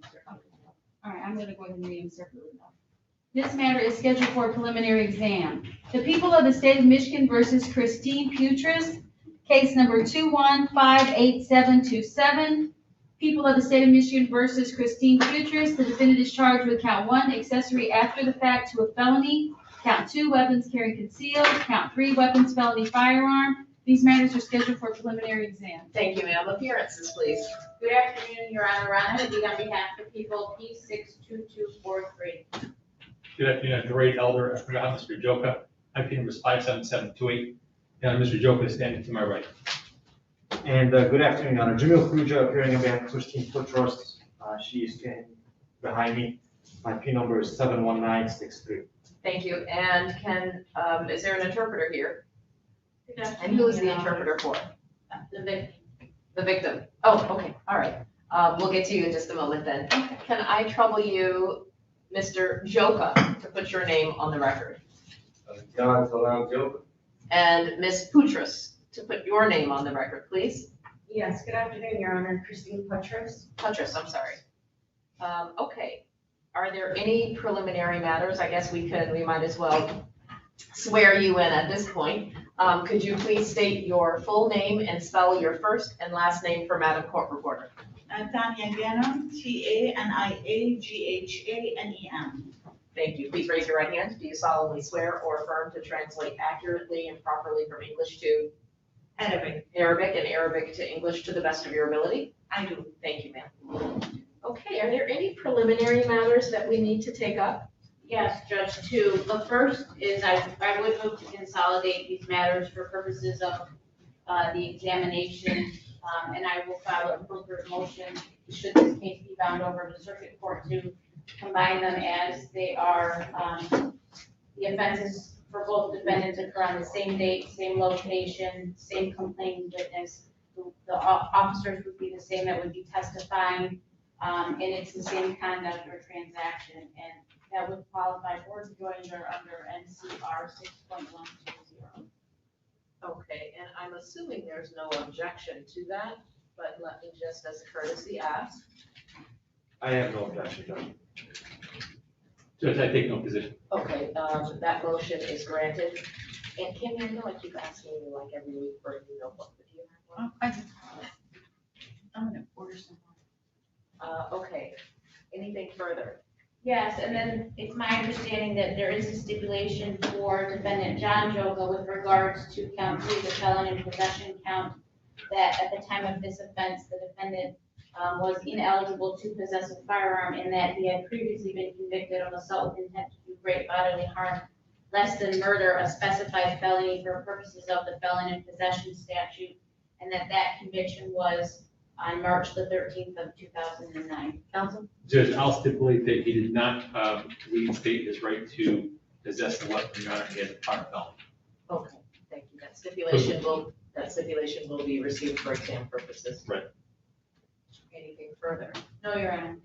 Your Honor, if I may ask the court for an accommodation, Your Honor, I have a 2:30 arraignment. If the court can give me 5 minutes before 2:30 at 2:25 to to do that quick arraignment. Absolutely. I appreciate it. Thank you. Absolutely. With that being said, Your Honor, I asked for all witnesses to be sequestered. Sequestration will be granted. Is there an officer in charge that you? There is. Yeah, it's Detective, or Edward Lehman, he's directly behind me. Is there any objection to his presence? Judge, I only ask that if he's going to testify today, he has to testify first. That's all I asked for. He's not testifying. Okay. Today. Any objection? No. Any objection? No objection. Okay, his presence will be permitted in the courtroom. Sequestration, again, is granted.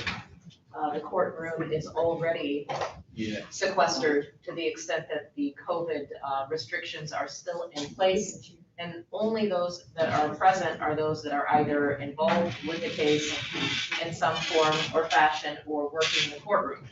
So the next tier of sequestration would be the Zoom gallery, which has already been clamped down. I have enabled the waiting room, so if you hear anyone chime in, that will be because I've let them in. And that is likely going to be because it's an attorney that is either observing or wanting to check in on something. So you may hear that chime on the Zoom gallery. Anyone else that is attempting to check in will be in the waiting room unless there's anyone that you are giving me a heads up that I should be letting in. The third tier to sequestration is that we are live streaming on YouTube. So if there's anyone watching the live stream that should not be, because you are either a witness or a potential witness, you should now stop from watching the proceedings to maintain the integrity of this process, as it may preclude you from testifying in the future. That being said, I believe sequestration has been properly addressed. Is there anything further, Madam Prosecutor? No, Judge. Mr. Defense? And No, Mr. Your Honor. Defense? No, Your Honor. Okay. Let's call first witness then. The people's first witness is Mohsen Hamid, he is out in the hallway.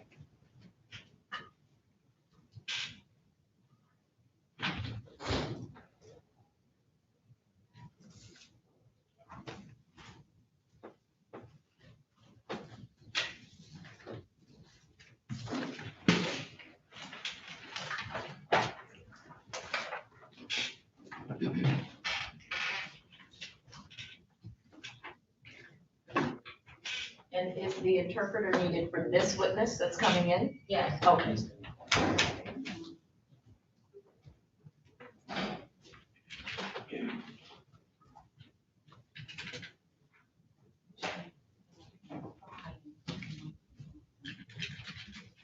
Sir, could you please come to the podium and state your name? Hamid Mohsen. And can you spell your first and last name?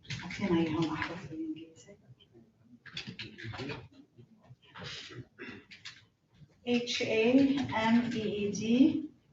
last name Mohsen, Mushsen. Sen. Muhsen. HSEN as in Nancy? Yes. Thank you. Could you please raise your right hand?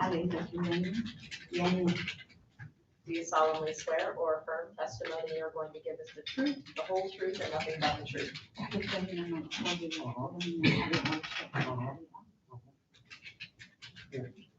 Yes. Thank you. You may lower your head.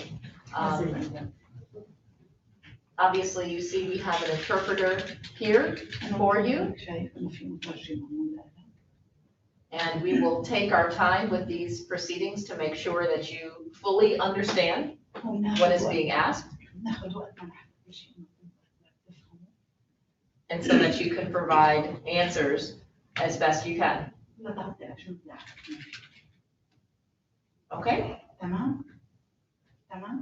Okay. All right, please, if you would come up here. There's a little gate that opens up towards you. Watch your step and have a seat in the witness chair. And if Madam Interpreter, you could stand. Thank you. If this becomes too lengthy, we'll find a seat for you. Yes, Madam Reporter. Could the interpreter take the microphone and speak into it? since she'll be doing Oh, the yes, talking. that's true. It might It'll fall. move. Okay. I can hear. I'm sorry, I didn't know. Oh, yeah. It's okay. We move it all around the place here. I just don't wanna- There we go. Thank you, Madam Court Reporter, for recommending Switch over that. there if you want, whatever works better for you. There's a chair right there.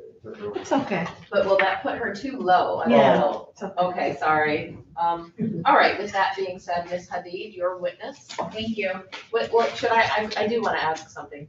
Are you comfortable with interpreting as it's happening, or do you want us to pause so then you can interpret and then do it that way? Your Honor, if you're talking to the lawyers, I can do simultaneous interpretation, but if you're asking him a question, I would do it consecutively. Thank you. Thank you. Please proceed. Can you please state your full name for the record? قول اسمك الكامل على حميد محسن. And I'd like to take you back to May the 23rd of 2021. Do you recall that day? بتتذكر هذا التاريخ شهر 5 من 23 2021 بتتذكر النهار؟ Yes. In the afternoon hours, were you at or near the location of 6410 Vaughn in the city of Detroit, County of Wayne? كنا بعد الظهر في هذا المكان العنوان 604110 فان بعد الظهر. Your Honor, the interpreter is gonna ask him to give me a verbal answer, otherwise I cannot interpret, Oh, yes, so, and if I could just say it so he can hear it come from me. The interpreter is going to interpret exactly what you say. يعني المترجمة بتترجم إنما مش أنت عم بتقول. Because I do not understand her Arabic. Oh, no. She has a different يعني احنا عراقيين انتوا شوية اللغة ما تبتعد بالضبط من عندك. ممكن تتعلم 100%. To accommodate everyone, the interpreter is gonna try to put more Iraqi dialect.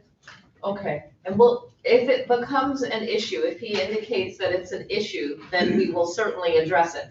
إذا كانت مشكلة ساعتها نتكلم فيها. The important thing is that what is being said needs to be understood so that he can answer. بس أهم شيء إنك تفتهم عليا شو عم تتكلم. More specifically, let me ask you, sir, to please provide answers that are definite. What I mean by that is or is something that Madam Interpreter makes it difficult for not only her to interpret, but also for court reporter to type. So please answer with yes or no. بس أهم شيء تجاوب على الكلام، تجاوب نعم، تجاوب لا، مش لأنه ما فينا نسجله، ما بتسجل الكلام. Okay. Let's see if we can have some success with this. Oh, yes, I'm sorry, Madam Court Reporter. Could the interpreter position herself on this side because the microphone is really not picking her up? Can the microphone stretch further? It will move over there to that other side. There you go, just make sure no one trips over that. Good, okay, thank you. Okay, please proceed. I'll repeat the question. In the afternoon hours, were you at the location of 6410 Vaughn in the city of Detroit, County of Wayne? كنت بعد الظهر على هذا العنوان 6041 شارع فان بمقاطعة وين. Yes. In Detroit? Yes. And what is at this particular location of 6410 Vaughn in the city of Detroit? وشو هو بالتحديد هذا العنوان اللي هو 6410 شارع فان؟ We live there. You say we, who are you referring to? ساكنين فيه، يعني مين قصدك أنت ومين؟ Johnny and I. And who's Johnny to you? مين هو جوني بالنسبة لك؟ He's like my brother, my friend. And how long would you say you've known him? I do not have an issue with him. I would like to dismiss the case. For him and for Christine, I have no issue with them. That wasn't my question. مش هيدا السؤال سألتك إياه. My question is how long have you known him? السؤال قد إيه لك بتعرفه؟ 1 year. Do you see him in the courtroom today? شايفه موجود هون بالمحكمة؟ Yes, of course. What is he wearing today? There. شو لابس؟ He's wearing blue, green. And where is he seated in relation to where you are? وين هو جالس بالنسبة لك؟ أنت وين أنت جالس؟ I'm here and he's there. Can you point to someone in the courtroom? فيك تدل على حدا بالمحكمة؟ Wait, what was the question? I'll rephrase. Can you point to him in the courtroom? فيك تدل عليه؟ دل بإصبعك؟ He's right there. For the record, the witness is identified defendant John Joka. Record will also reflect identification of the defendant. What were you doing in the afternoon hours at this location? شو كنت عم بتسوي أنت بعد الظهر بهيدا العنوان؟ It's my house. I was standing there. I was standing outside.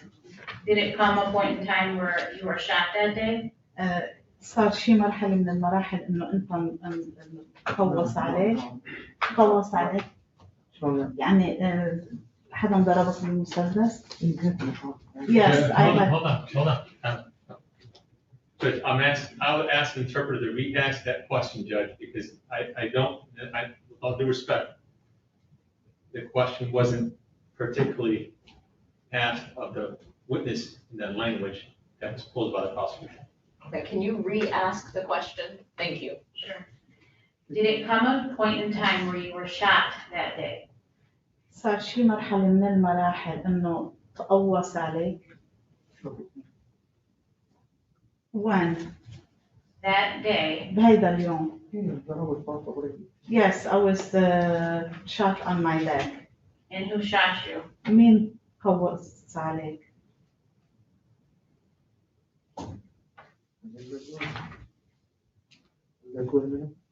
Do I say who? Yes. Who shot you? مين قوص عليك؟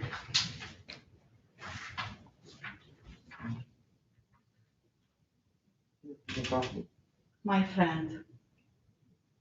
What's your friend's name? شو اسمه صديقك صاحبك؟ I want to give up on this. My right, I want to give up my right. What? You're putting me in a corner. I would move to strike the answer as it's non-responsive to my question. Judge, can we sidebar? Sure. Can I trouble you? Well, Judge, I'll put it on the record. Okay. The reason why, Judge, if this witness may potentially have perjury issues, Judge, he may need an attorney. If he potentially gave a wrong statement or wrong identification earlier in his rendition of what occurred, and today he wants to say that John wasn't the shooter, then he's in a very hard spot, and he may need. Now, that's not what I was picking up from that, but you may know way more about, obviously you do. You know more about the information and what might be the hesitation. Not only am I dealing with trying to understand what is being said, but you have way more insight, perhaps. So I would as well. I have as much insight as defense does, and I don't see that being a potential issue. But Judge, well, her interest is prosecuting the case. Judge, this witness may potentially may need protection himself. The last thing we want to do is get a witness up there to testify that this man's a shooter when he's mistaken, and it was somebody else. So if he thinks, Judge, because he doesn't know the laws, if he thinks he has to stick with this story, because in Iraq or wherever he's from, Judge, the law is different, then he needs to understand his rights. Can you step out in the hallway, sir? Just for a moment, please. Thank you.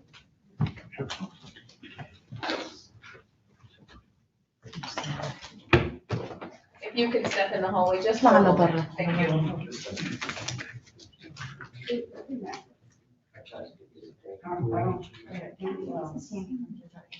Jojo, you wanna have a sidebar right quick? Well, I was gonna wait for him to leave. You can say if you'd like, but I'm just waiting, unless he needed to ask you a question in the hallway, I don't know. Cannot interpret outside. Did he exit the courtroom? Okay. He left the court. Okay, so. All right, we're calling for a court appointed. I don't mean to, I guess I was hearing one thing regarding his hesitancy, but again, you, the three of you are far more intimate and may know that there's some other reason for hesitancy. Can you come around here?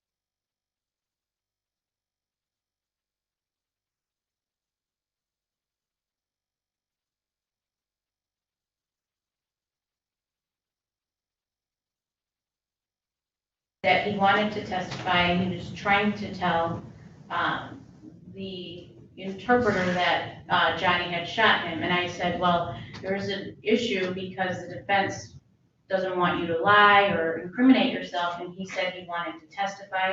So I'm requesting the court to voir dire him as to his Fifth Amendment right, as opposed to waiting for an attorney in the event that he does not need one. Well, for expediency's sake, that makes a ton of sense.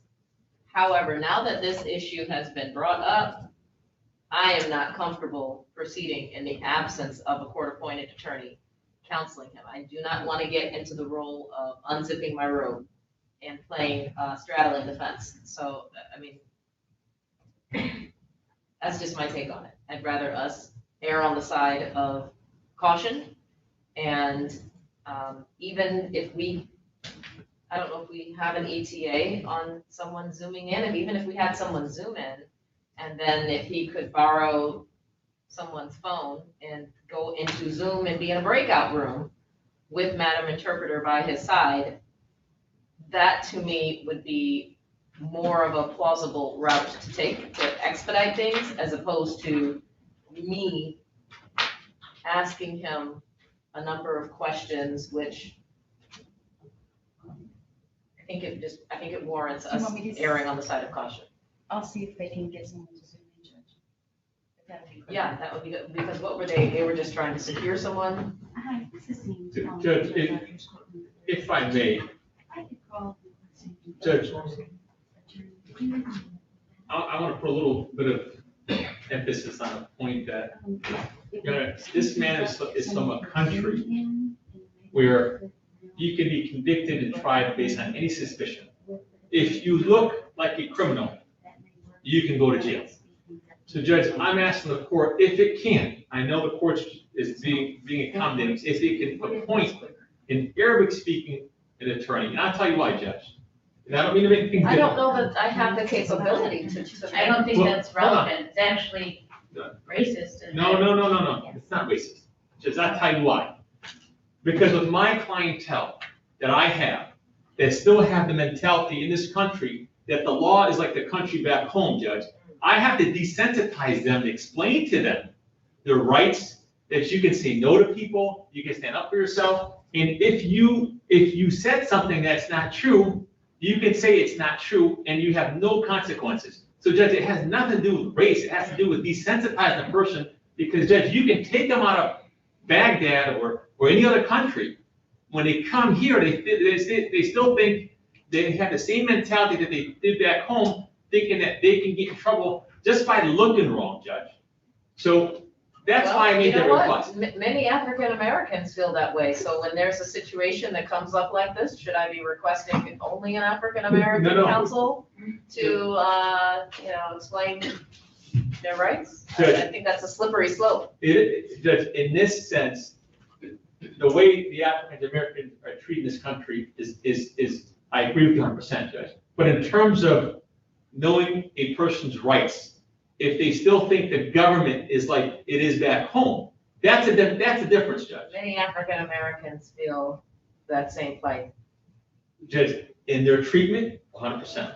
But a lot more African Americans, Your Honor, in this country understand their rights than a person that's been in this country for 2 or 3 years of their life. And that's the difference I'm making, Judge.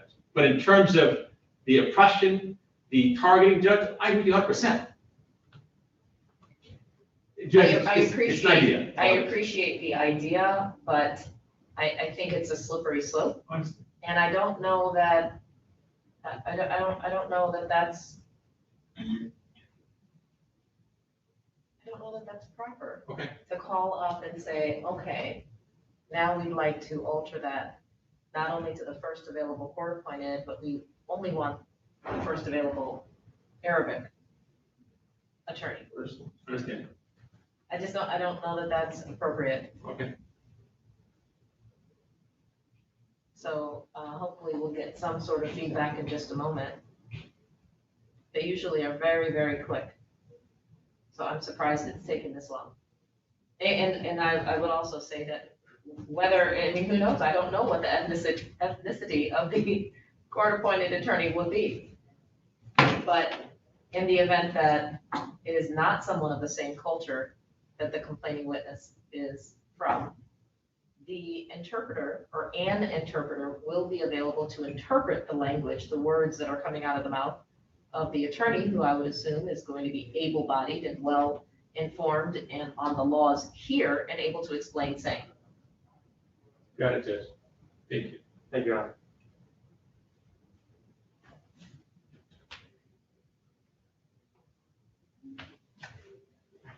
Did they give us any indication? The fact that maybe they can get someone to zoom in and they can talk that way, hopefully will speed the process up.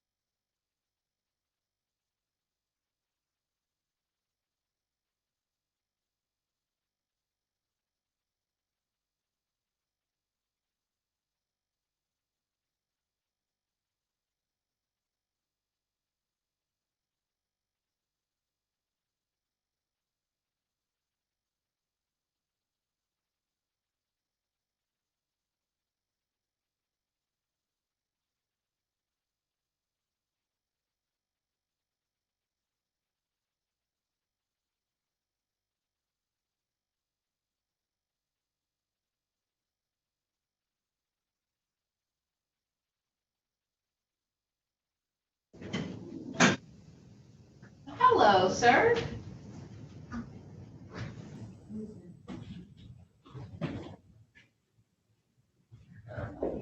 Hello, Mr. Miller. Good afternoon. Are you here as court appointed? I am here because I got a call about representing a witness. Yes. Thank you for responding. And is there a phone that can be used, or perhaps, yes, that computer? I've already logged into your Zoom. Okay, and if the interpreter, if we can find a room and the interpreter can go with the complaining witness? Before I do that, can I talk to the attorney to just give him a background? I mean, I don't mind if he's present. Is Mr. Elder, I think he stepped out to do that arraignment he had. I don't think he's gonna particularly care. I mean, whatever I tell him, I don't mind if he discloses on the record, I'm just giving him a background.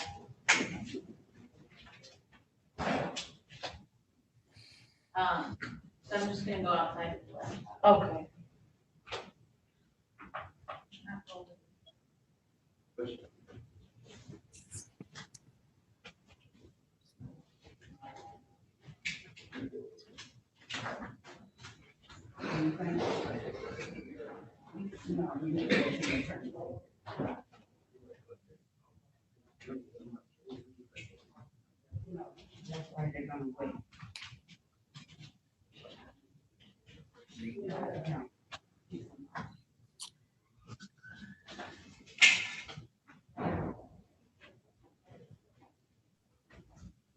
Mr. Miller? Yes, we're still in the main. I can't hear you. Hold on. Okay, did you want me to? Oh, Can we yes, have the please, breakout Judge, room? if you can.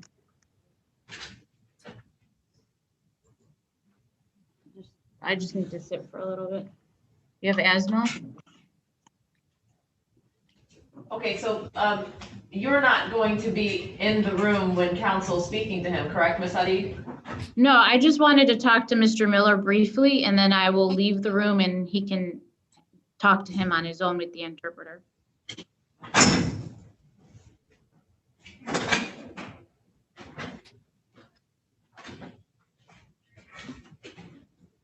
Or I can call Mr. Miller on the phone, okay.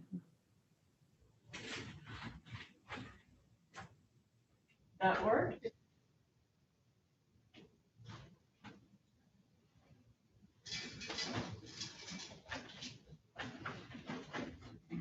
So, the phone has to come back to it.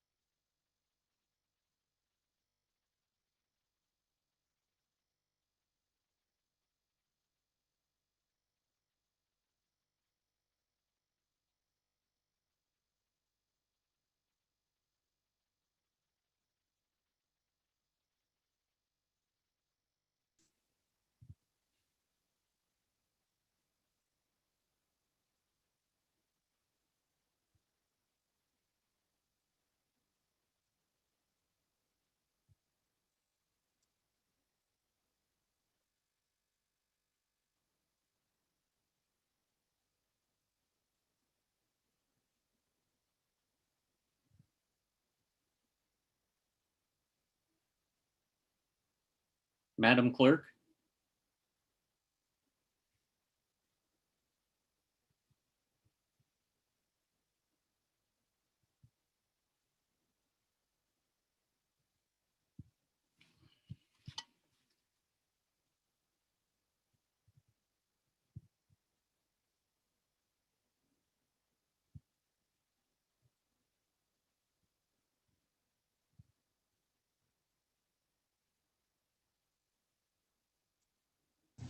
Are we ready? Yeah, Judge, it's my understanding he's done talking to the victim.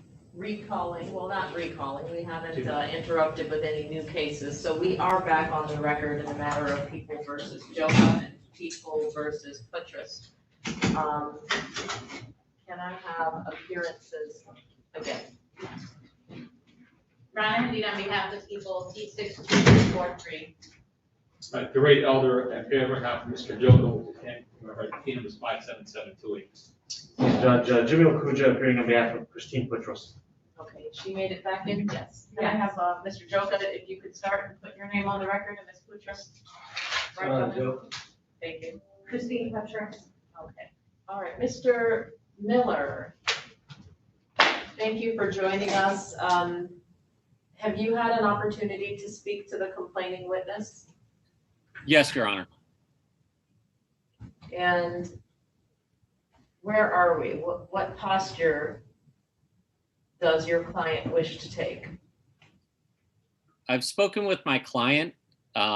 He's advised me that apparently the day of the incident, he had been struck in the head.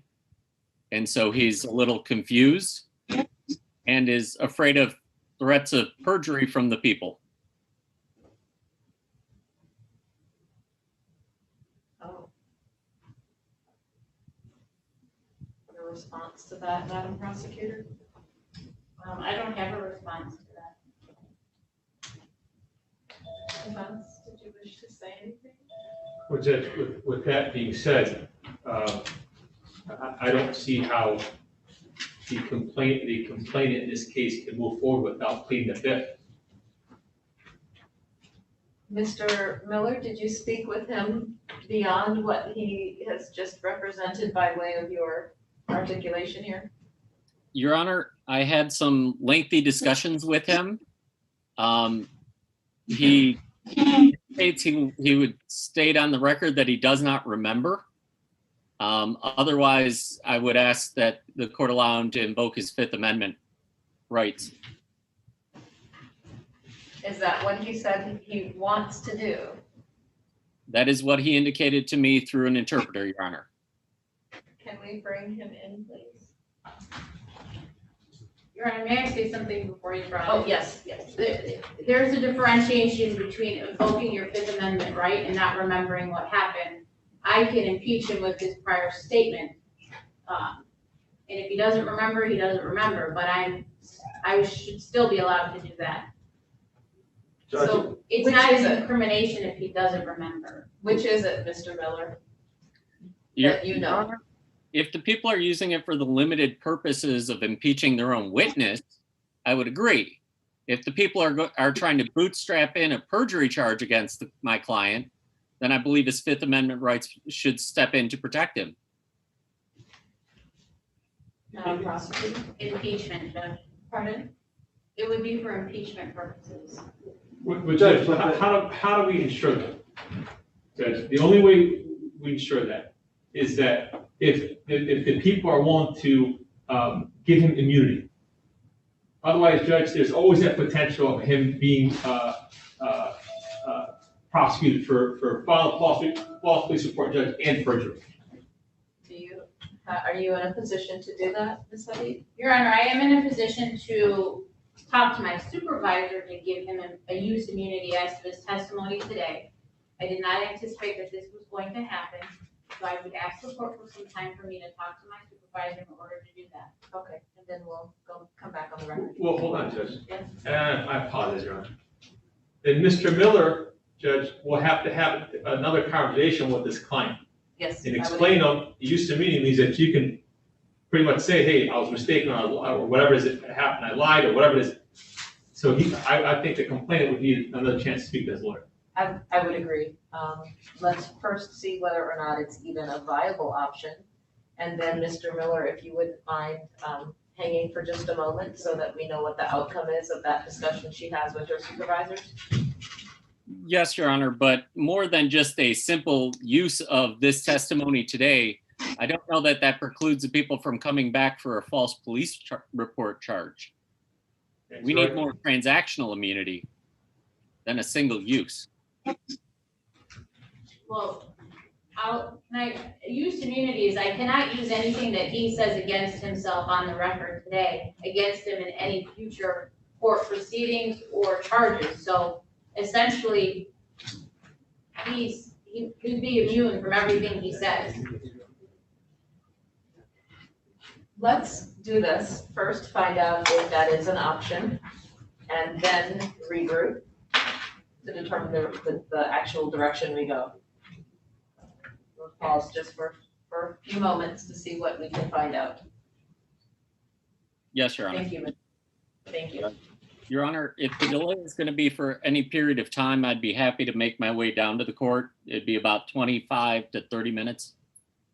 No, I don't think that that's a good idea because, well, can you just hang for just about 5 minutes and then we'll see whether or not, yes, no? I'm happy to proceed however the court would want, but if this is going to be going further forward, it may behoove my client to have my presence. That's true. Let's find out if this is even an option though, before you make your way down here. Thank you, Your Honor.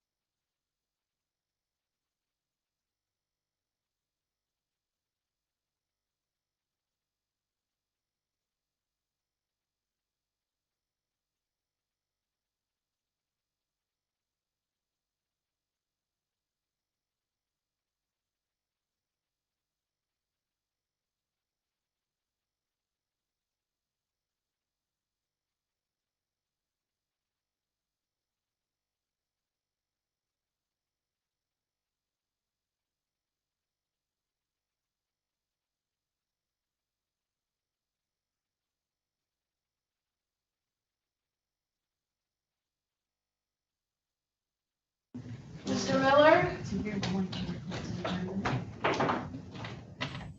Yes.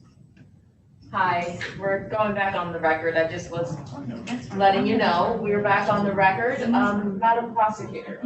Your Honor, as to the matter involving Mr. John Joka, the people will not be moving forward at this time. But we are ready to proceed on the matter involving Mr. Proceeding.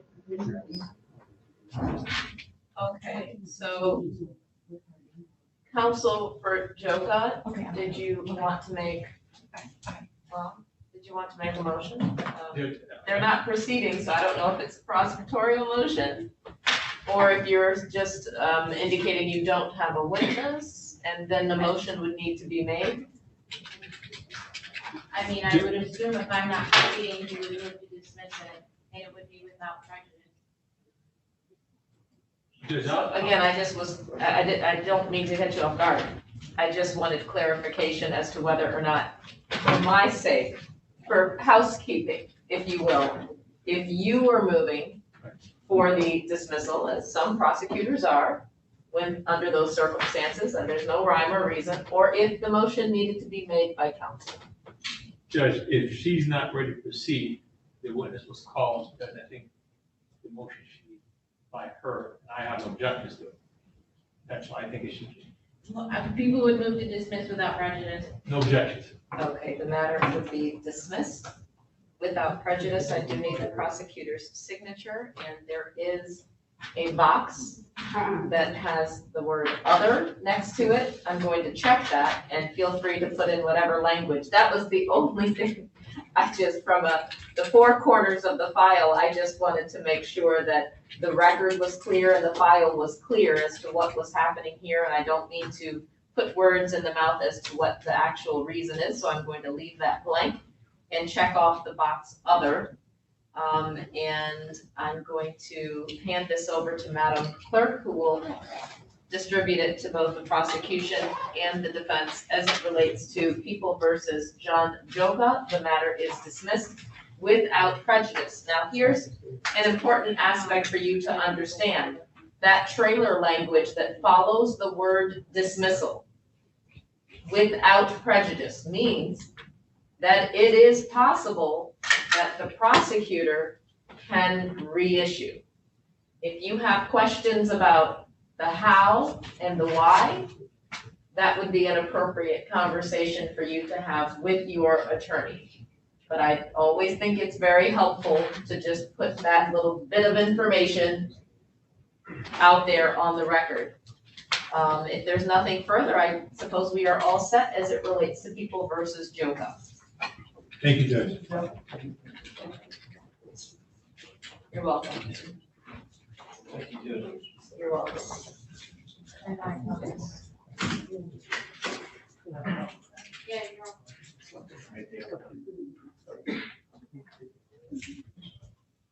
And how many witnesses did you have for this public? One. Okay. But I don't need the interpreter anymore. Oh, sorry, I suppose that was just, Nice team. we didn't know how that was gonna turn out, so thank you for staying. And did you receive your paperwork back, Madam Interpreter? She did. Yeah. I gave it to her. All right. I do not believe we need to do anything preliminarily unless, you correct me. No, all witnesses have been sequestered. I have the OIC who's directly behind me.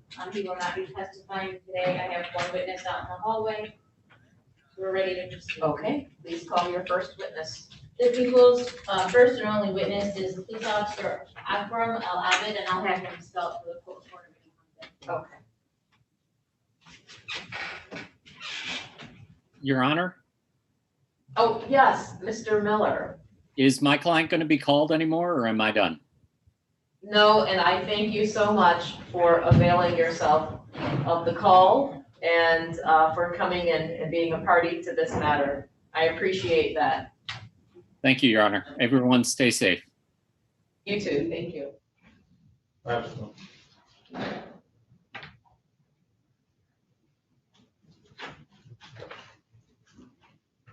Okay, good afternoon to you, sir. Good afternoon, ma'am. How you doing? Good. Could you state your full name and spell your first and last name for Madam Court Reporter here. Yes, ma'am. I'm Officer Akram Alab, AKRAM. Last name Alab, ALA, D as in boy, D as in Dick. You're welcome. Could you please raise your right hand? Do you solemnly swear or affirm testimony you're going to give is the truth, the whole truth, and nothing but the truth? Yes, ma'am. Thank you, sir. You can make your way over here. This little half gate will open up towards you. Once he's settled, Madam Prosecutor, your witness. Yes, please. And if you could hold that microphone. Oh, that's right here? Yeah, just so long as we can have it close to you. We have it situated differently. Thank you. Okay. Perfect, thank you. We usually have that. Perfect, thank you. You're welcome. The it was up on the upper, on your bench. Oh, can you facilitate it from, I don't know how we had it looped before, where it was a little bit closer. I think it was on Yeah, this okay, ledge. here, hanging down. Yeah, that's good.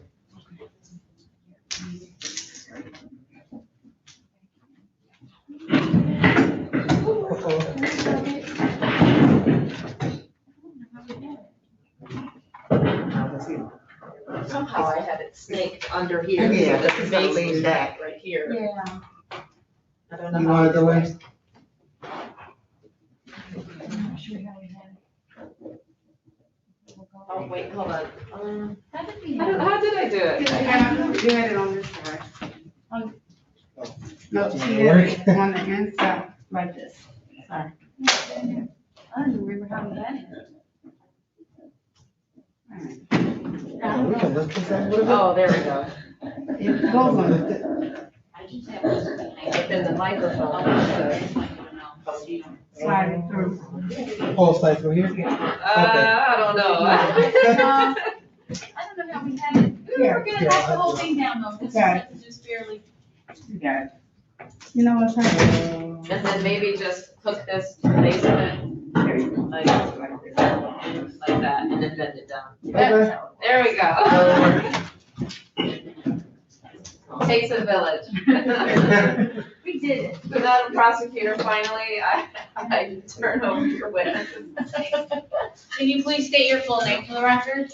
Yes, ma'am. I'm Officer Akram Alab. And you said that you're an officer, where are you an officer?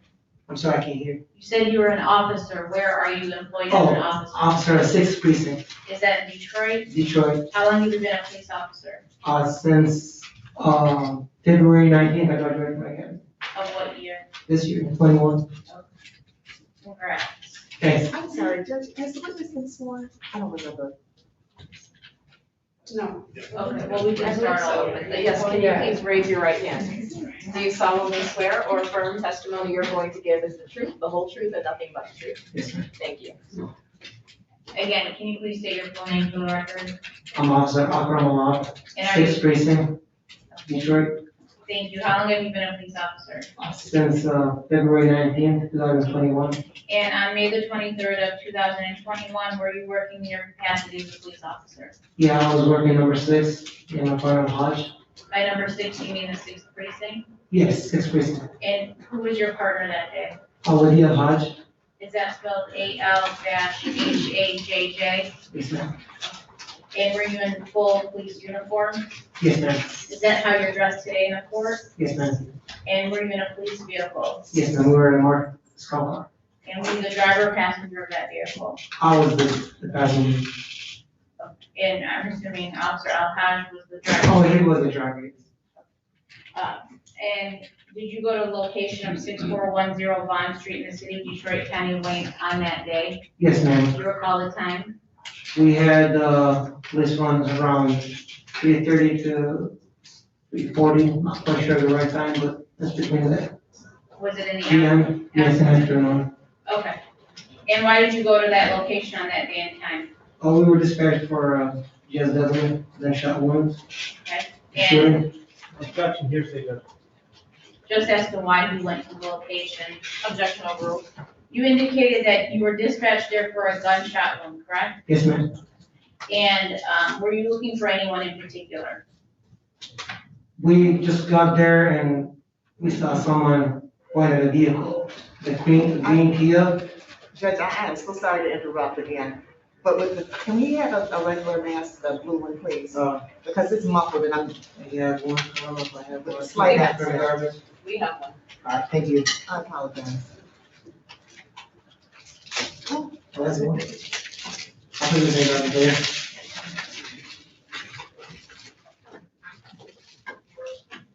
Sorry. No, it's okay. Yes, ma'am. So we were dispatched and we got close to the address and we saw the appeared to be in layer of the victim who was pointing at the vehicle. Objection, Judge, to what the victim was pointing at over here. Wait, I'm sorry. I actually didn't hear and we did. What did you say? And then we'll take up the objection. Yeah, we got close to the address that we were dispatched to. And we see someone that pointed at the vehicle saying, that's them. It was the victim. And then. Wait, hold on, I'm sorry. His objection was hearsay. My response is it's not hearsay of him pointing to a vehicle. It's not an out-of-court statement. To prove the truth of the matter asserted, and even if it is, Your Honor, they're dispatched there for a shooting. Any statements made by someone who was recently shot would be excited utterances, and I would ask that you allow it at this time. Did you wish to respond? I'm prepared to make a ruling, but. I mean, I have, he says they get there and somebody's pointing at a vehicle. I don't know that person is the victim. I don't know that he's suffered the gunshot to know that it's an excited utterance. At this point, we may have an individual on the side of the road pointing at another vehicle. And it is a statement because a statement isn't just what comes out of your mouth. Him pointing is also a statement of saying that's the vehicle. Okay, so obviously, again, you know way more about what is going to likely to be coming out on the testimony than I do. But what has been presented thus far, if it's being offered to establish why or what the officer did next, the objection is going to be overruled. Is that what it's being offered for? Yes, Judge. Thank you. Objection's overruled. Okay. Your objection is noted, however. You indicated that someone was pointing in the direction of a vehicle. Can you describe the vehicle that they were pointing at? Yeah, it was a green Kia. And what, if anything, did you or your partner do after you saw this person pointing at this We vehicle? initiated a truck stop. Okay, did you or your partner activate your lights and sirens? Yes, we activated our lights and the siren kept on, on and off to draw his attention on her. We're not sure who was driving. Okay. Did that green Kia come to a stop? Initially, didn't want to stop, but then it took him a minute to stop. Now, how far away would you say this person that was pointing to the vehicle was from where you saw the car? It was not too far. It was close. Like they were pulling, like they were making a turn, and he was at the corner. By he, are you referring to the person that points at it? Yeah, the person who was pointing at the vehicle, he was in the corner on the street, pointing at the vehicle while he was driving. You said at some point the vehicle does come to a stop, correct? Yes. What, if anything, do you do when that vehicle comes to a stop? No, you. Oh, me? Yes. Oh, okay. Yeah, so I told the passenger to exit out of the vehicle. It was a female. Okay. Do you know where your partner was at that point? He was dealing with the driver's side. Was the With the driver? driver, Okay. Was the driver a male or a female? it was, the driver was male. And you indicated you went to the passenger side, correct? Yes, ma'am. Did you make contact with a passenger? Yes, ma'am. Male or female? It was a female, Arabic female. Oh, you said Arabic female? Yes, ma'am. Did you see that female in the courtroom today? Yeah, that's her right there. For the record, the witness is pointed at the defendant in this case. The rest will reflect identification of the defendant. Thank you. What, if anything, happens after that when you go to the passenger side? I tried to cuff her and I was looking at my partner, of course, but You were looking at what? my partner, because I'm trying to make sure he's safe and not hurt or anything by the driver. So I tried to cuff her, she snatched her hand and she took a little small gun. Well, let me stop you right there. Let me go back a little bit. Yeah. Did you have her exit the vehicle? Yeah, I had her exit the vehicle, faced like the opposite way. I was behind her. So was trying to grab was her face towards your face or was it facing the car? No, I was facing the car and she was also facing the car.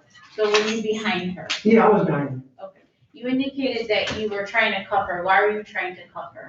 Because we're trying to detain them and see what's going on and why that guy was pointing the car, because we think that it's in conjunction In conjunction with, with the call, with the incident. okay. And were you able to cuff her, the defendant? Yes, I was able to cover her after she snatched her hand from my hand, because I was holding her hand like that. Okay, did she comply with your commands to be? Not at the beginning, though. Okay, at some point, did you cuff her? Yes, ma'am. And then after that, at some point, did you recover a weapon? Yes, ma'am. Where did you recover that weapon from? Right on the grass, right where we were standing, like not even 4 or 5 feet from us. Can you describe the weapon? Yeah, it was a little small gun. It's like a white or silverish. It has the grip is kind of like cream. And you indicated you recovered about 4 feet from where she was standing? Yeah. Okay. Did you or your partner put it on evidence? My partner did. Do you recall the evidence tag number that he would have put it on? I have it in the report. Would it help to refresh your memory to refer to your report? Yes. You guys want me to? Please do so if you don't have any objections. I have no.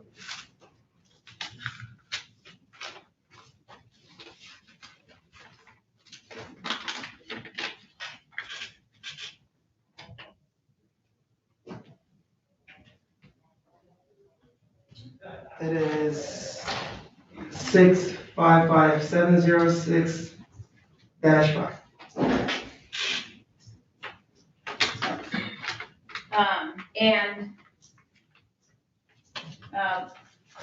Were you wearing a body camera on that day? Yes, ma'am. And was it activated when this occurred? Yes, ma'am, it was. Okay. And did you have a vehicle that was equipped with scout car video? Yes, ma'am. I was close to it. Okay, and does it have video in the front of the vehicle? Yes. Does it have video in the back of the vehicle? Yes. At some point in time after this incident, did you have an opportunity to watch your scout car video? Yes, I was kind of curious to look at how the gun was on the ground. And how long after this incident did you take a look at it? Oh, that was the next day. Oh, so on the 24th? Yes. And did it fairly and accurately depict the events as they occurred? I'm sorry, can you hear me? Did it fairly and accurately depict the events as they occurred? Yes. At this time, I have what's been marked as People's Proposed Exhibit 1. I would move to have it admitted, unless you want me to go. No objection. Will be admitted as People's Exhibit number 1. Thank you. I'm gonna log into your Zoom.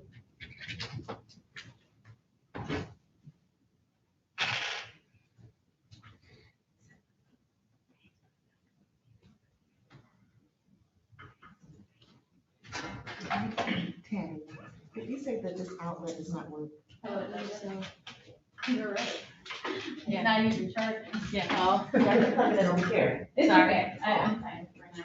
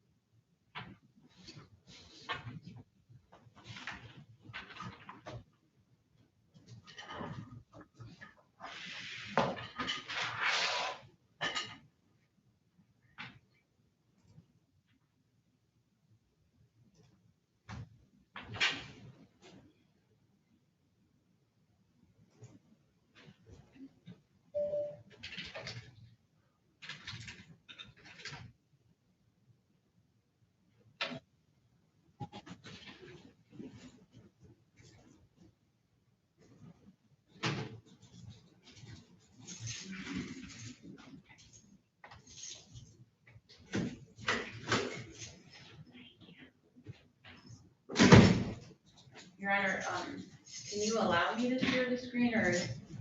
I think I already did. Okay, thank you.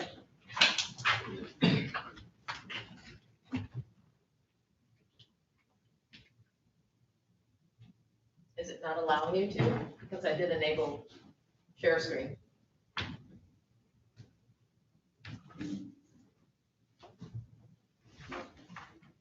There we go.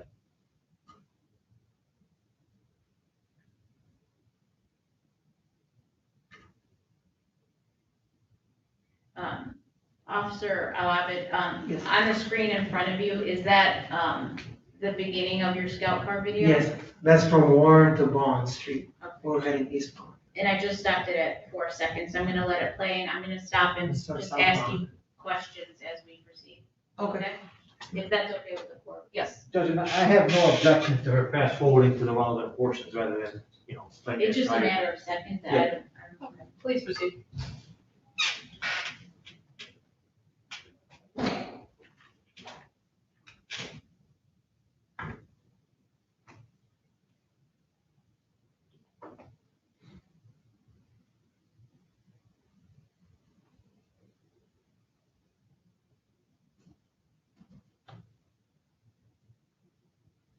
I'm stopping it there at about 25 to 26 seconds.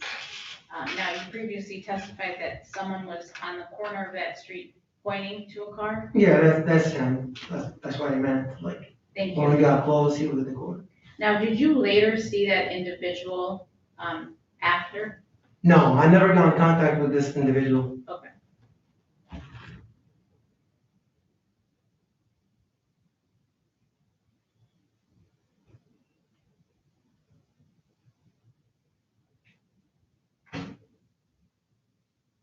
Now, at about 39 seconds in the video, is that the vehicle that you stopped that day? Yes, ma'am.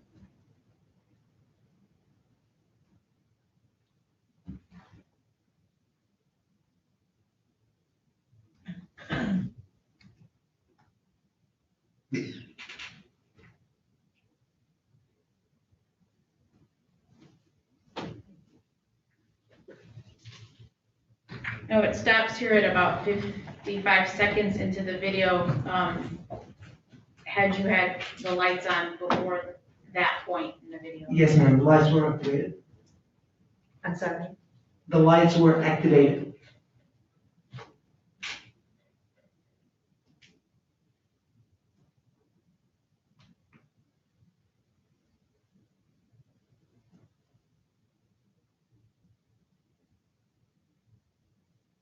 Do you see yourself at this point in the video? Yes, ma'am, that's me right there, Where? on the right side of the vehicle. By the passenger side? Yes, ma'am, by the And passenger side. This is stopped at 1 minute and 14 seconds, correct? The video. Yeah, I see.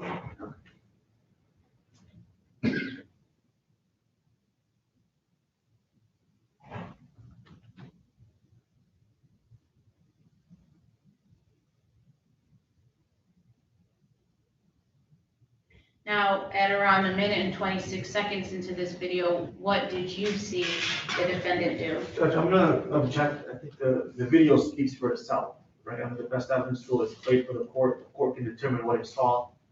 We don't need a witness to opine on what they saw, but we can all see it just as well. Your Honor, he can testify to what he sees in the video. I don't see any problem with that. We're watching the video. If he wants to ask questions in conjunction with it, I don't know that it would be opinion if she's asking him, what do you see at that time? No, if he had said that this is what he saw then, that's fine, but she's asking him to say what he sees on the screen when we all see it too, and. Oh, I thought I thought the question was, what did you see at that time in real time? No, on the video. Oh, well, I mean, we can all see what's happening. I don't know. Okay. Well, let me go back. Officer Alavid, you said that after the arrest, correct? Yes, ma'am. And the stop of that vehicle, you watched your scout car video. Yes, I did. And when you watched it, was it back at the 6th precinct? Yeah, it was on the desk. Okay. And did you see something in it that you later conveyed to someone at, the detective bureau at the 6th precinct? Yeah, that's what I let my partner know. Objection, again, relevance and hearsay to whatever he may have notified somebody else. His statement out of court is hearsay. And Judge, it's really still, it's not relevant because whatever he observed when he watched the same video at the desk is, again, the same video that you're watching, you can draw your own conclusions about. Your Honor, he's allowed to testify to what he sees in the video, and I'll tell you why. It's because, you know, you're watching it, he's watching it, and whatever objection the defense has would go through the weight and not necessarily the admissibility of what he has to say. If Your Honor sees something in opposite of what he is observing, then you can take a note of that. Your objection is noted but overruled. Please proceed. After you watched the video, what did you observe the defendant do?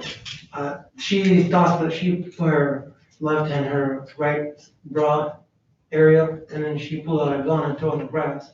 And that's when I let my partner know about the incident. That's how we found the gun.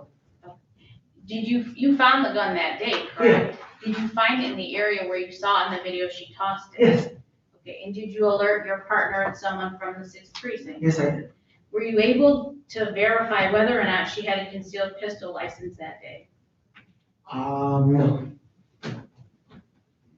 And was she arrested that day? She was. Do you know whether or not she was arrested a second time? Yes, I do know that. You do or you don't? I do know that. That she was? Yes, ma'am. Did all this happen in the city of Detroit, County of Wayne? Yes, ma'am. I have nothing further. I do have a question.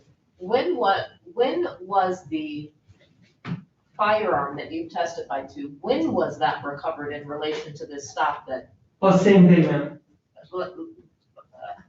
In what proximity? May 23rd. No, like, how much, was it right there? Or Oh, was this later in the, I'm sorry, I can't shut you. was this later in the day or in the evening or? No, it was like 5 minutes after I cuffed her. Oh. Yeah. Because I turned around and I saw the gun. Thank you. I can see it, this on the floor. Cross-examination. Thank you, Judge. Officer Lovett, when you said the individual pointed to this vehicle and so that you guys made a traffic stop. Right. Correct? Right. You had observed no traffic violations being committed by the operator of the vehicle, right? Not at all, but that's our probable cause, sir. Sir, the question was, you didn't see any traffic violations committed by the driver of the vehicle, right? No. All right. And you stopped the vehicle based on one person on the side of the road pointing at that vehicle, right? Yes, sir. All right. And you didn't know why he was pointing at that vehicle, correct?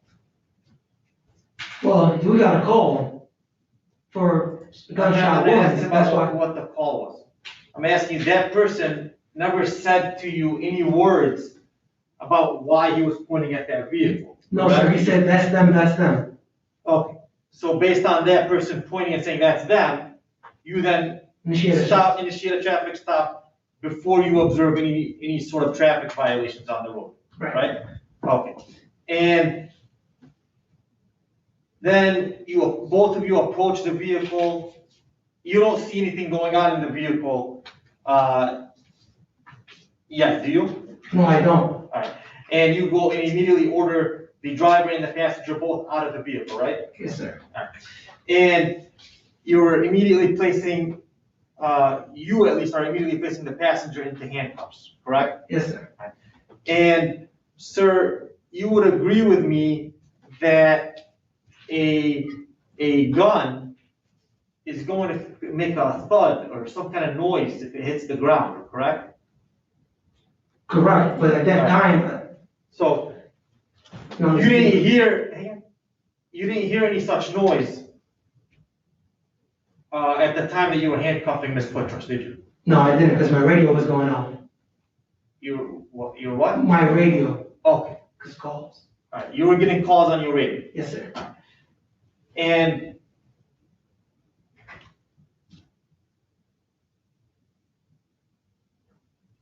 did you watch the body cam? I watched my body cam and the scout car camera. And as you're arresting Ms. Boutros, do you remember hearing anything on your radio? Well, as you watched the body cam? No. All right. So. No, it's not really clear. It's like, they call in cars, like 6'1", 6'2", 6'3". But at the time that you are putting her in handcuffs, and you say she tossed an object, there's no sound coming from your radio, right? We can see that on the body. You know how our radios go on and on, up and on. I get that it goes on and off all the time. But as we watch your body cam, from that specific moment, there is no noise coming from your radio, correct? No, I wasn't paying attention to that. Your Honor, that's a mischaracterization. We weren't watching his body cam. We were watching his scout car video. We did not watch his No, body cam. I have his body cam. Would you like me to play your body cam? He wants to pick his one. What did you say? We can't do sound though. No.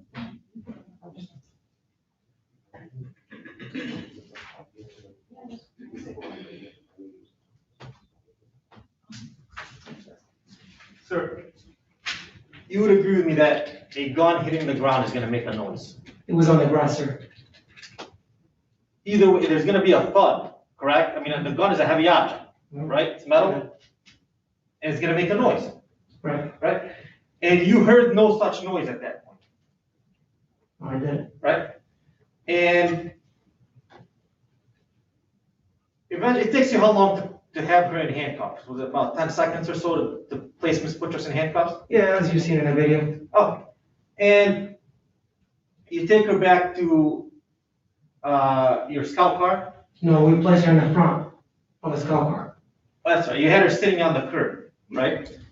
Yeah, yes, sir. Okay, and the driver of the vehicle was also walked by there to the back to where your scout car is, correct? My partner placed him in the back of the scout car. Right, and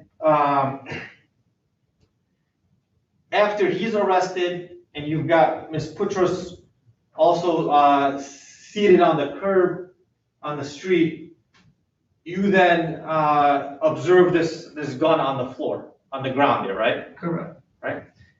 And did you pick it up or somebody else? No, my partner did. Oh, and do you know if your partner or anybody was wearing gloves when they picked it up? Yeah, he was. Oh. Now, when you pulled the vehicle over, you didn't see any sort of gestures of anybody handing something to anyone inside the vehicle, did you? No, I didn't. Oh. And you didn't have anybody that observed or could say they saw the handgun in Ms. Boutros' hand at any point, right? No. You certainly never saw it in her hand, correct? No.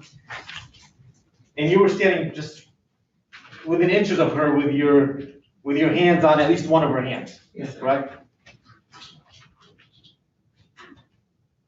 And you don't know how long that gun had been out there, correct? On her or on the grass? All you know is you saw the gun on the grass. Yes, sir. Right?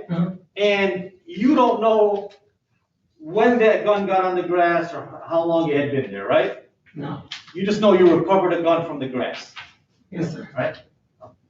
Thank you, nothing else. Redirect. Briefly, when you watched the video. Yes, ma'am. Next day I watched the video. No, yeah, when you watched the video, could you tell how long after you see her toss the gun that you then recover the gun? I want to say like less than, I don't want to say more than 5 minutes, but it was around that time. Because I still remember. Okay. Yeah. And did you recover it from the same area where you see her toss it? Yes, ma'am. I have nothing. Thank you. Nothing else. Thank you. You may report. Thank you so much. No problem. Please watch your stuff. Please watch your stuff. I got you. You want this or you want? No, you can just leave it there All right. for the next person. Okay. Madam Prosecutor, do you have any other referral witnesses? No, you judge.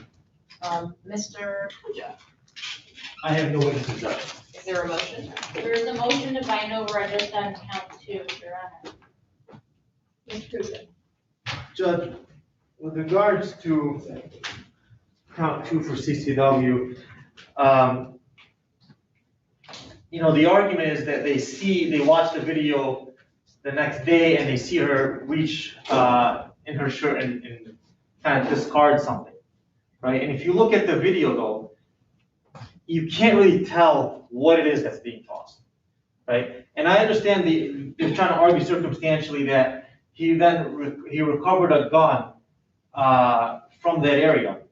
But it's quite a stretch to say what you saw being tossed was in fact a gun. Just for all we know, she had drugs on her and was discarding the drugs because she's being arrested, right? We don't know what she's trying to, get away from the police. It certainly doesn't look big enough. And from what I'm seeing in the video, it doesn't look big enough to be a gun. It looks like a fairly tiny object. Could be a baggie of narcotics that she is tossing because she's about to be arrested. And without more, he's standing right there. As he's standing there, he hears nothing. He doesn't see anything. And they want to try to, deduce later from watching the video, well, that must have been the gun. When she tossed something, that must have been the gun. And I think that's a stretch, even for probable cause purposes, Your Honor, to say, just because you saw her reach in her shirt and toss something, that must then be the gun, and we're gonna charge her with CCW. So I'd ask that the CCW charge be dismissed against her.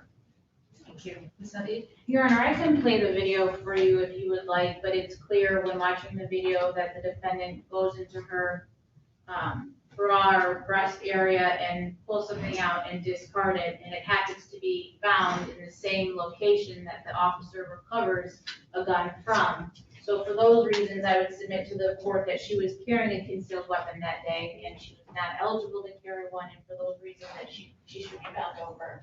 Thank you. I've had an opportunity to listen to the testimony and watch the video that the prosecution has presented. This is a probable cause hearing. So the burden on the prosecutor is to establish by probable cause standard only that crimes were committed, City of Detroit, County of Wayne, and that you probably committed those crimes. There is a question of fact. There is indeed a question of fact that is present here after prosecution has presented their witness.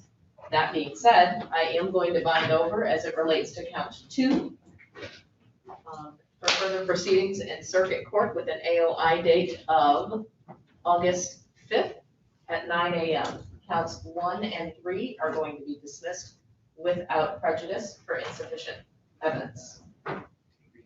Is there anything further? No, Your Honor. No, Judge, thank you. Okay, thank you so much. All right, you all set.